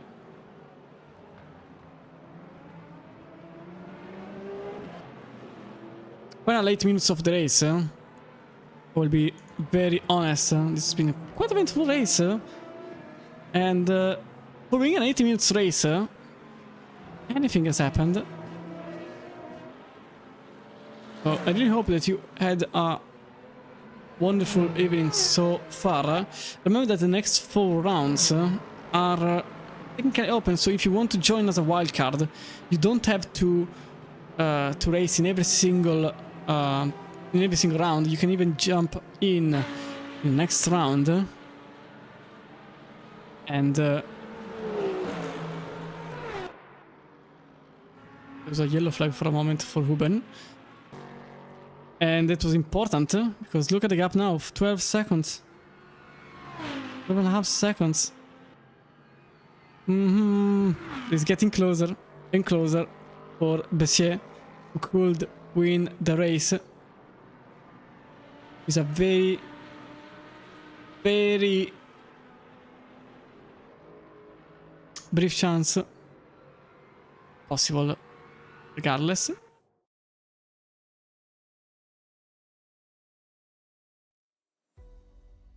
Okay. Not... I know why. Oh no. Okay.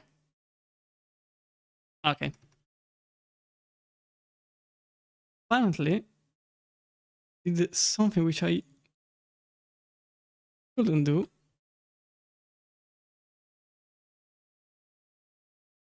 It's called jumping in Discord.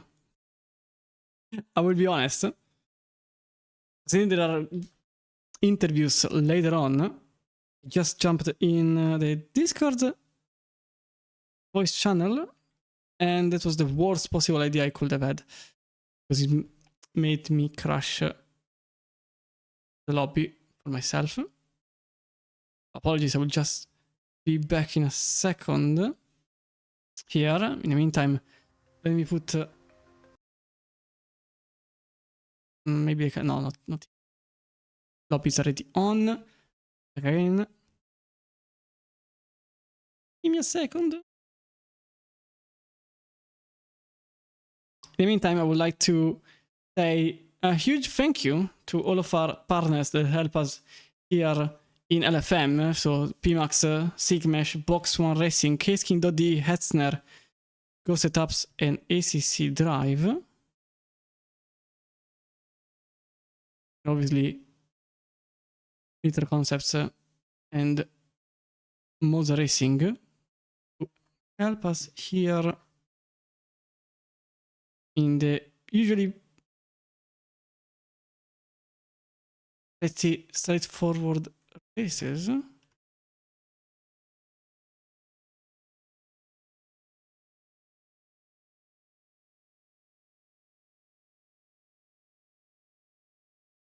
The problem is that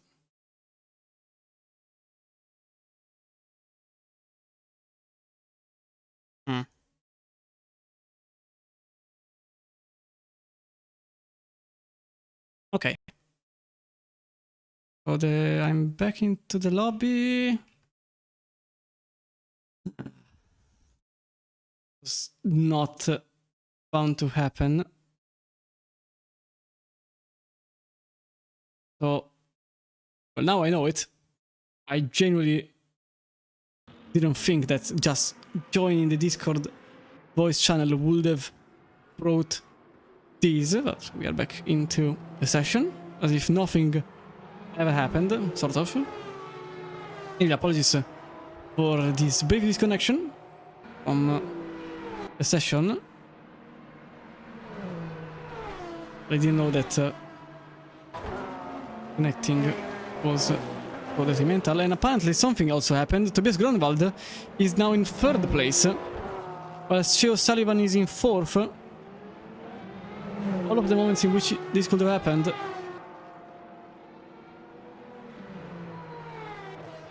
as will be updated in due time.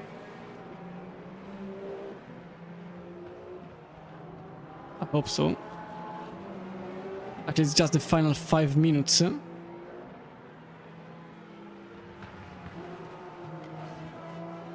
Okay, so as you can see, all the gaps are back on, except the penalties, fortunately.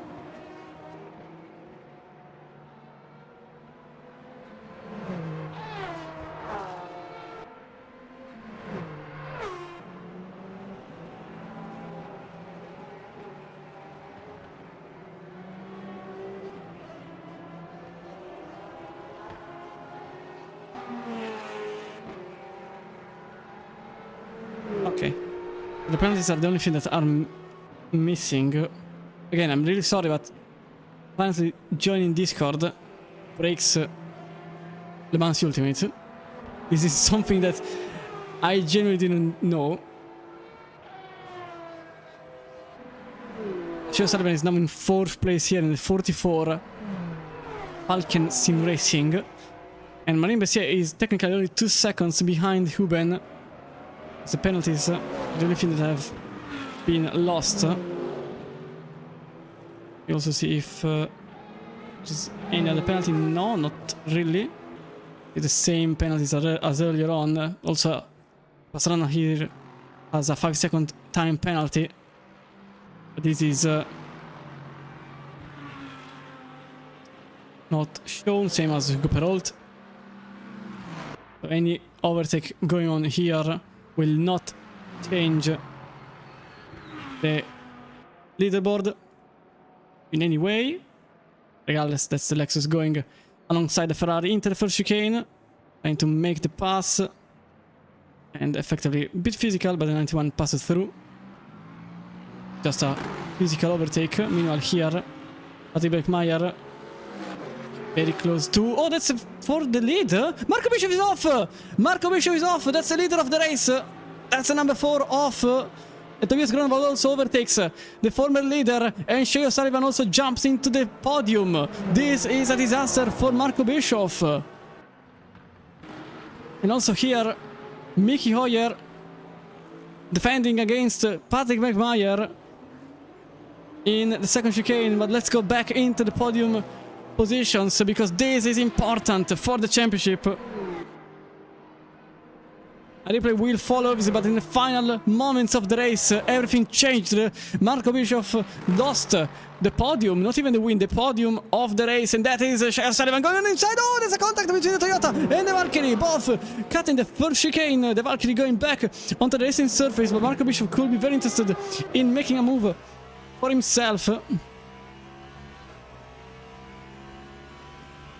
So Sheo Sullivan very, very overconfident on himself, lost the car into the braking zone.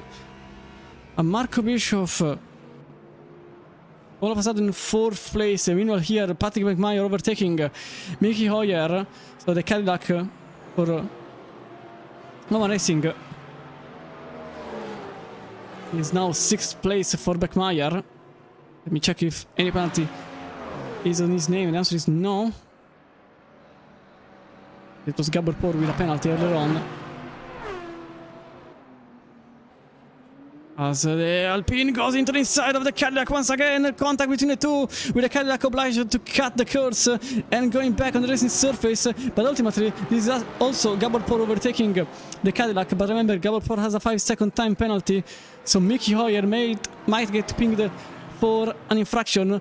But Arda Erkan, now into the final turn into Parabolica, he will win the Monza round in the Monza Ultimate in the Simverse.com Pro Series. Tobias Grunwald and Shea O'Sullivan to complete the podium. Marco Bischoff in 5th place, actually, because Sven Gillard just overtook him into the Parabolica. So Bischoff 5th place for him. Mickey Hoyer 6th, but Pinka Patush also... Oh no, that's just him completing the race. In GT3, oh, this is still a long way to go for Ruben. As Demiran Cagno completes the podium that hasn't been set yet, as Marin Messier actually has been overtaken by the Hypercar leader, so Marin Messier will conclude the race in 2nd place, Demiran Cagno in 3rd, David Nashvili in 4th, with Noah Eder in 5th place, Michael Herman Frey 6th, 7th for Clemens Kitzel in GT3. And then everybody else, importantly here, Mickey Hoyer will complete this in 6th, Gaborpor in 7th, but with a penalty applied to his name, so that's Patrick Weckmeyer that overtakes the Aston Martin to get into 7th place. Look at Weckmeyer with an incident, but luckily for him, Mika Patush has already been lapped, so Weckmeyer will complete the race in 9th, even without completing the race distance. They really want to see what happened to the former leader of the race. Marco Bischoff here.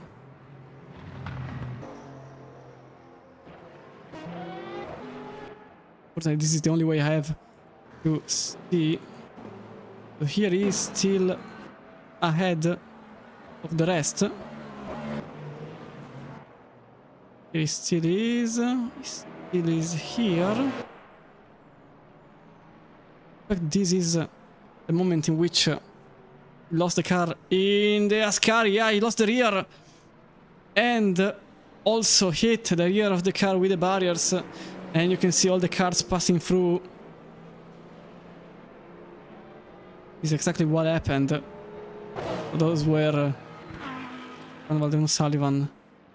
But also Gearhead at the end overtaking number 4. What a situation for him, very unfortunate. But also in the GT3, Niklas Huben won the race in Huracan, even with a penalty, but he was ahead of the uppercut field, so whichever penalty applied to his name will completely be... Oh! Mickey Hoyer, 5-second time penalty for forcing out the car off track.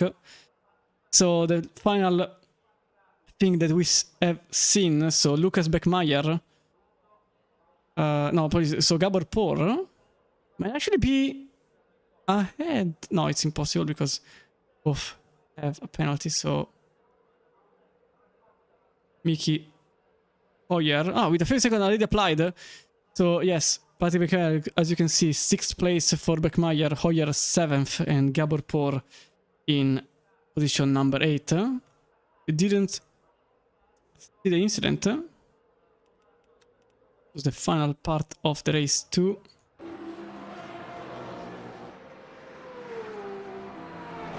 This was already over. So yes, this was the situation in which Hoyer was penalized in the run into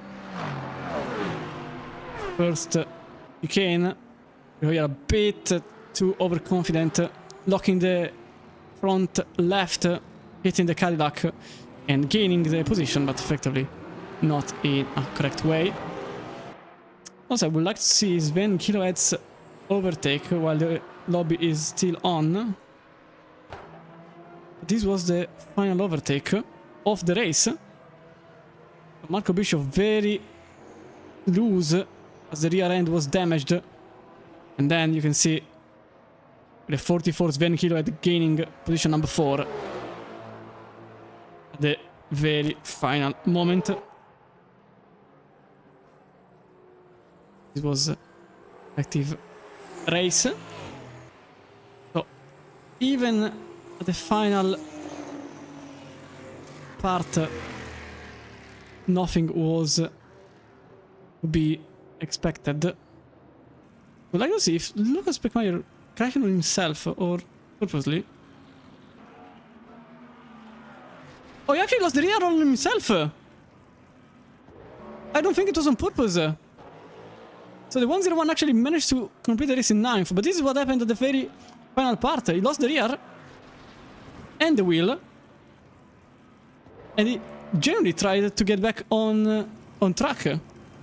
Luckily for him, Patosh was already lapped, so he still completed in 9th. But this is a beautiful situation that happened. In fact, look at Beckmeyer. If you go into live, I'm pretty sure he's still on track. Oh yes, he's still competing! He is not... he is still on track! He can still win this... No, maybe not, but... He managed to cross the line! In the end, he took the checker flag. I genuinely didn't see he was still trying to get to the end. And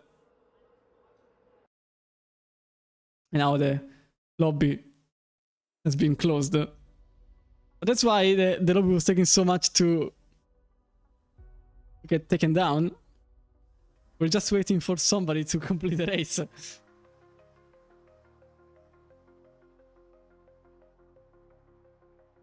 Beckmeyer managed to take the checkered flag, and the results are on. Niklas Huben ahead of Marin Bessier and David Rancagno by an entire lap, but that's because of his car not being lapped, so unfortunately all the gaps are also skewed. David Naskirashvili and no either to complete the top 5, then Frey, Kitzel, Kufel, Alderisio, Pastrana, però Fuchs... This is a bit too quick. Però Fuchs, Sav, Melchar, Achole. Then, to complete the field, was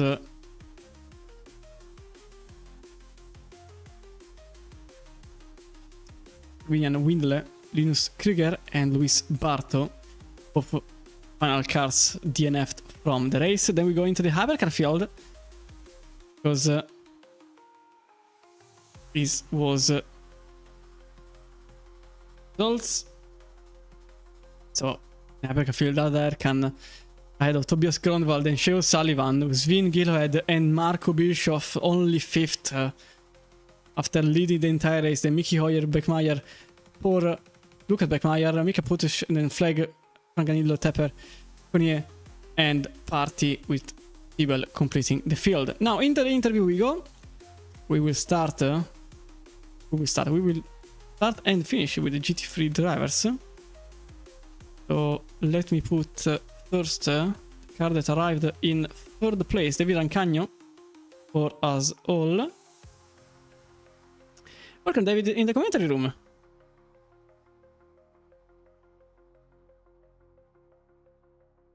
David, I can't hear you.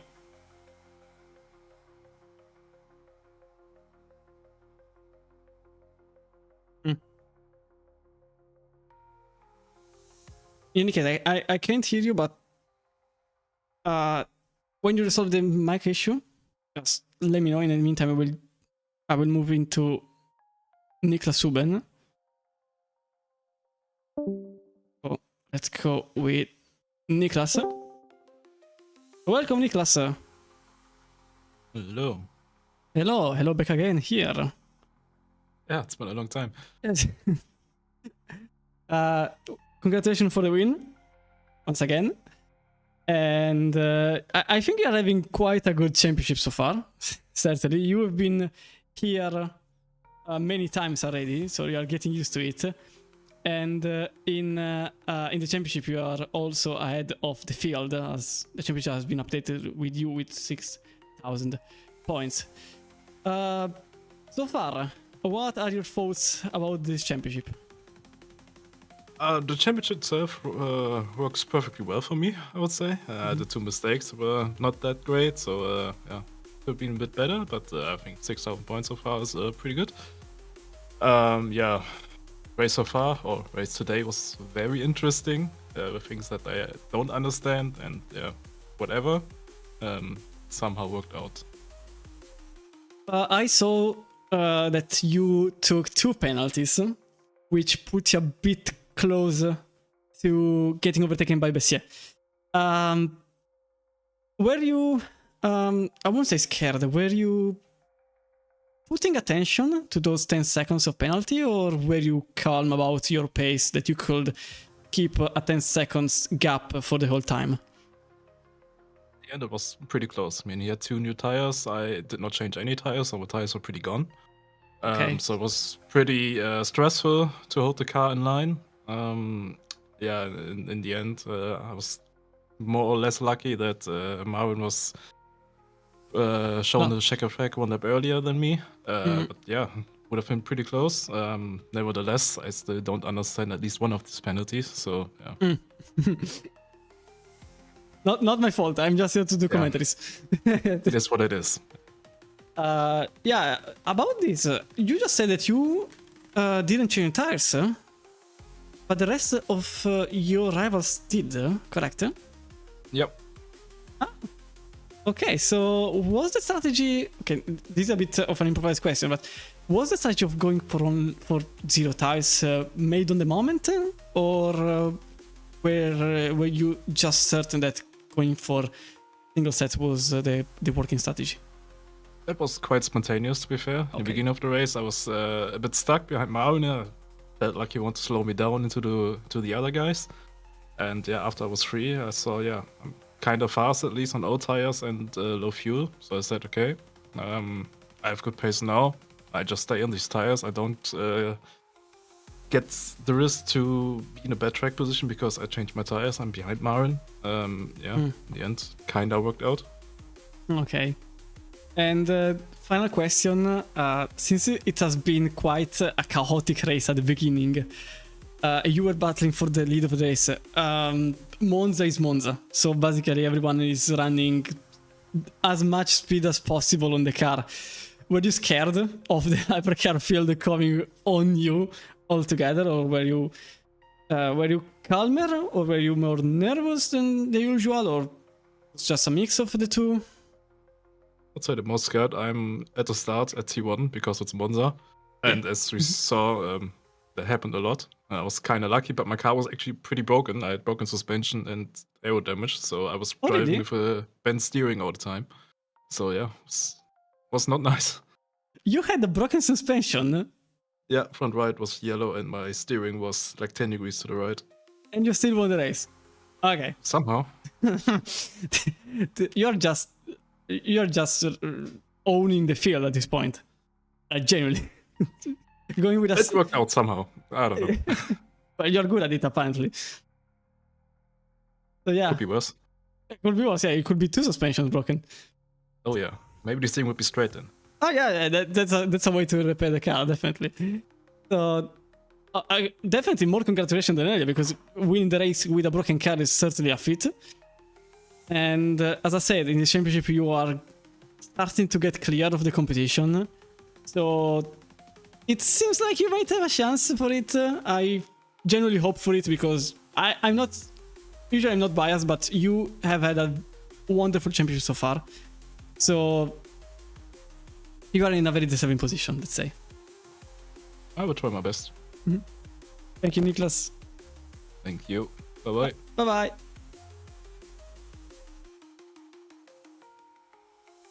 So now we will go with David Ancagno, who probably put the microphone at bay. Welcome, David. Now it doesn't work again. I can't hear you. Hello? Oh, now I can. Now I can. Welcome, David. Third time the charm. So, congratulations for the podium. Thank you. It was definitely an eventful race even for you, because you. Yes. I think you battled for the podium for sort of 60 minutes, something like that. Yes. Sorry for my English. No problem. Is very bad. And yes, truth I squeezed very well Nakidashvili. And well, we have tried to take the race at my pace and be comfortable with the car. And well, finally the plans come out as I wanted, and the race was very well. Considering you were battling more with the car behind you and the front of the car and etc., you couldn't really afford anything else. But did you ever think during your stints, because it was 2 stints, that you could have battled for maybe second place even? Yes, it was very difficult. Come the race to the energy, and my car very broken in front and behind, but well, what I said, we have been able to keep up the pace and take that P3. Okay, so you too had damage, and how severe was the damage in terms of pace? Oh, I don't know. I don't know, but come on the race and survive. Okay, and the final question: considering Monza and the car and everything around it, was your car more towards a low downforce setup, so for all the speed in the world, considering that you were very quick in the straight line, or did you put some downforce to maybe, get some more speed out of the corners? Yeah, Monza I have it very bossy, and think the best thing I have the corners, and yeah, very happy for the P3. Repeat, sorry for my English. Yeah, no worries. Thank you all. Hey, thank you, David, and congratulations for the podium. Thank you. Bye. Bye. That was David Rancagno for us all. P3 in the GT3 class. Now in the standings, I already spoiled the GT3 overall. Niklas Uben, 6,000 points, 255 points ahead of Nasirashvili, with Kufel completed the podium nearly 500 points behind, actually just a tiny bit more than 400 points, 408 to be precise, tied with Clemens Kitzel and Manuel Brooks to complete the top 5. In hypercar, still an unknown Erkan, as you can see here, ahead of Sven Giroed and Alex Siebel. Kai of 6,000 points, Marco Bischoff only 4th. It could have been better maybe, definitely, if he would have won, but bad luck struck his car with Patrick Beckmeyer completing the top 5. Now, if you didn't see it earlier on, these are the prices which are competing for. 1,250 euro coupon at Simverse.com by Thrustmaster, 750 euro coupon at Simverse by Next Level Racing, and a 500 coupon at Simverse by Monza Racing for the final podium sitter. That is for both classes, but as I said earlier, thanks to all of our partners, to Simverse, to Monza Racing, to Next Level Racing, to Thrustmaster, to Hessner, Boxman Racing, ACC Drive, SyncMesh, PingMax, Keskin.d, Ego Setups for their support. All of this wouldn't be possible without them. In the calendar, next time it is Silverstone, it is in the British Isle, and we will see who will be victorious there. But also remember that next Tuesday it's also ACC Week, ACC Tuesday, so we go with the Keskin.d Prime Series at the Nürburgring. So, this is the end of stream. I was Cristian Romano. This was a beautiful race for me, with also the introduction of the new HD package. I hope you liked it. But in any case, good evening, good night, wherever you are in the world. Safe, and see you next time. Bye!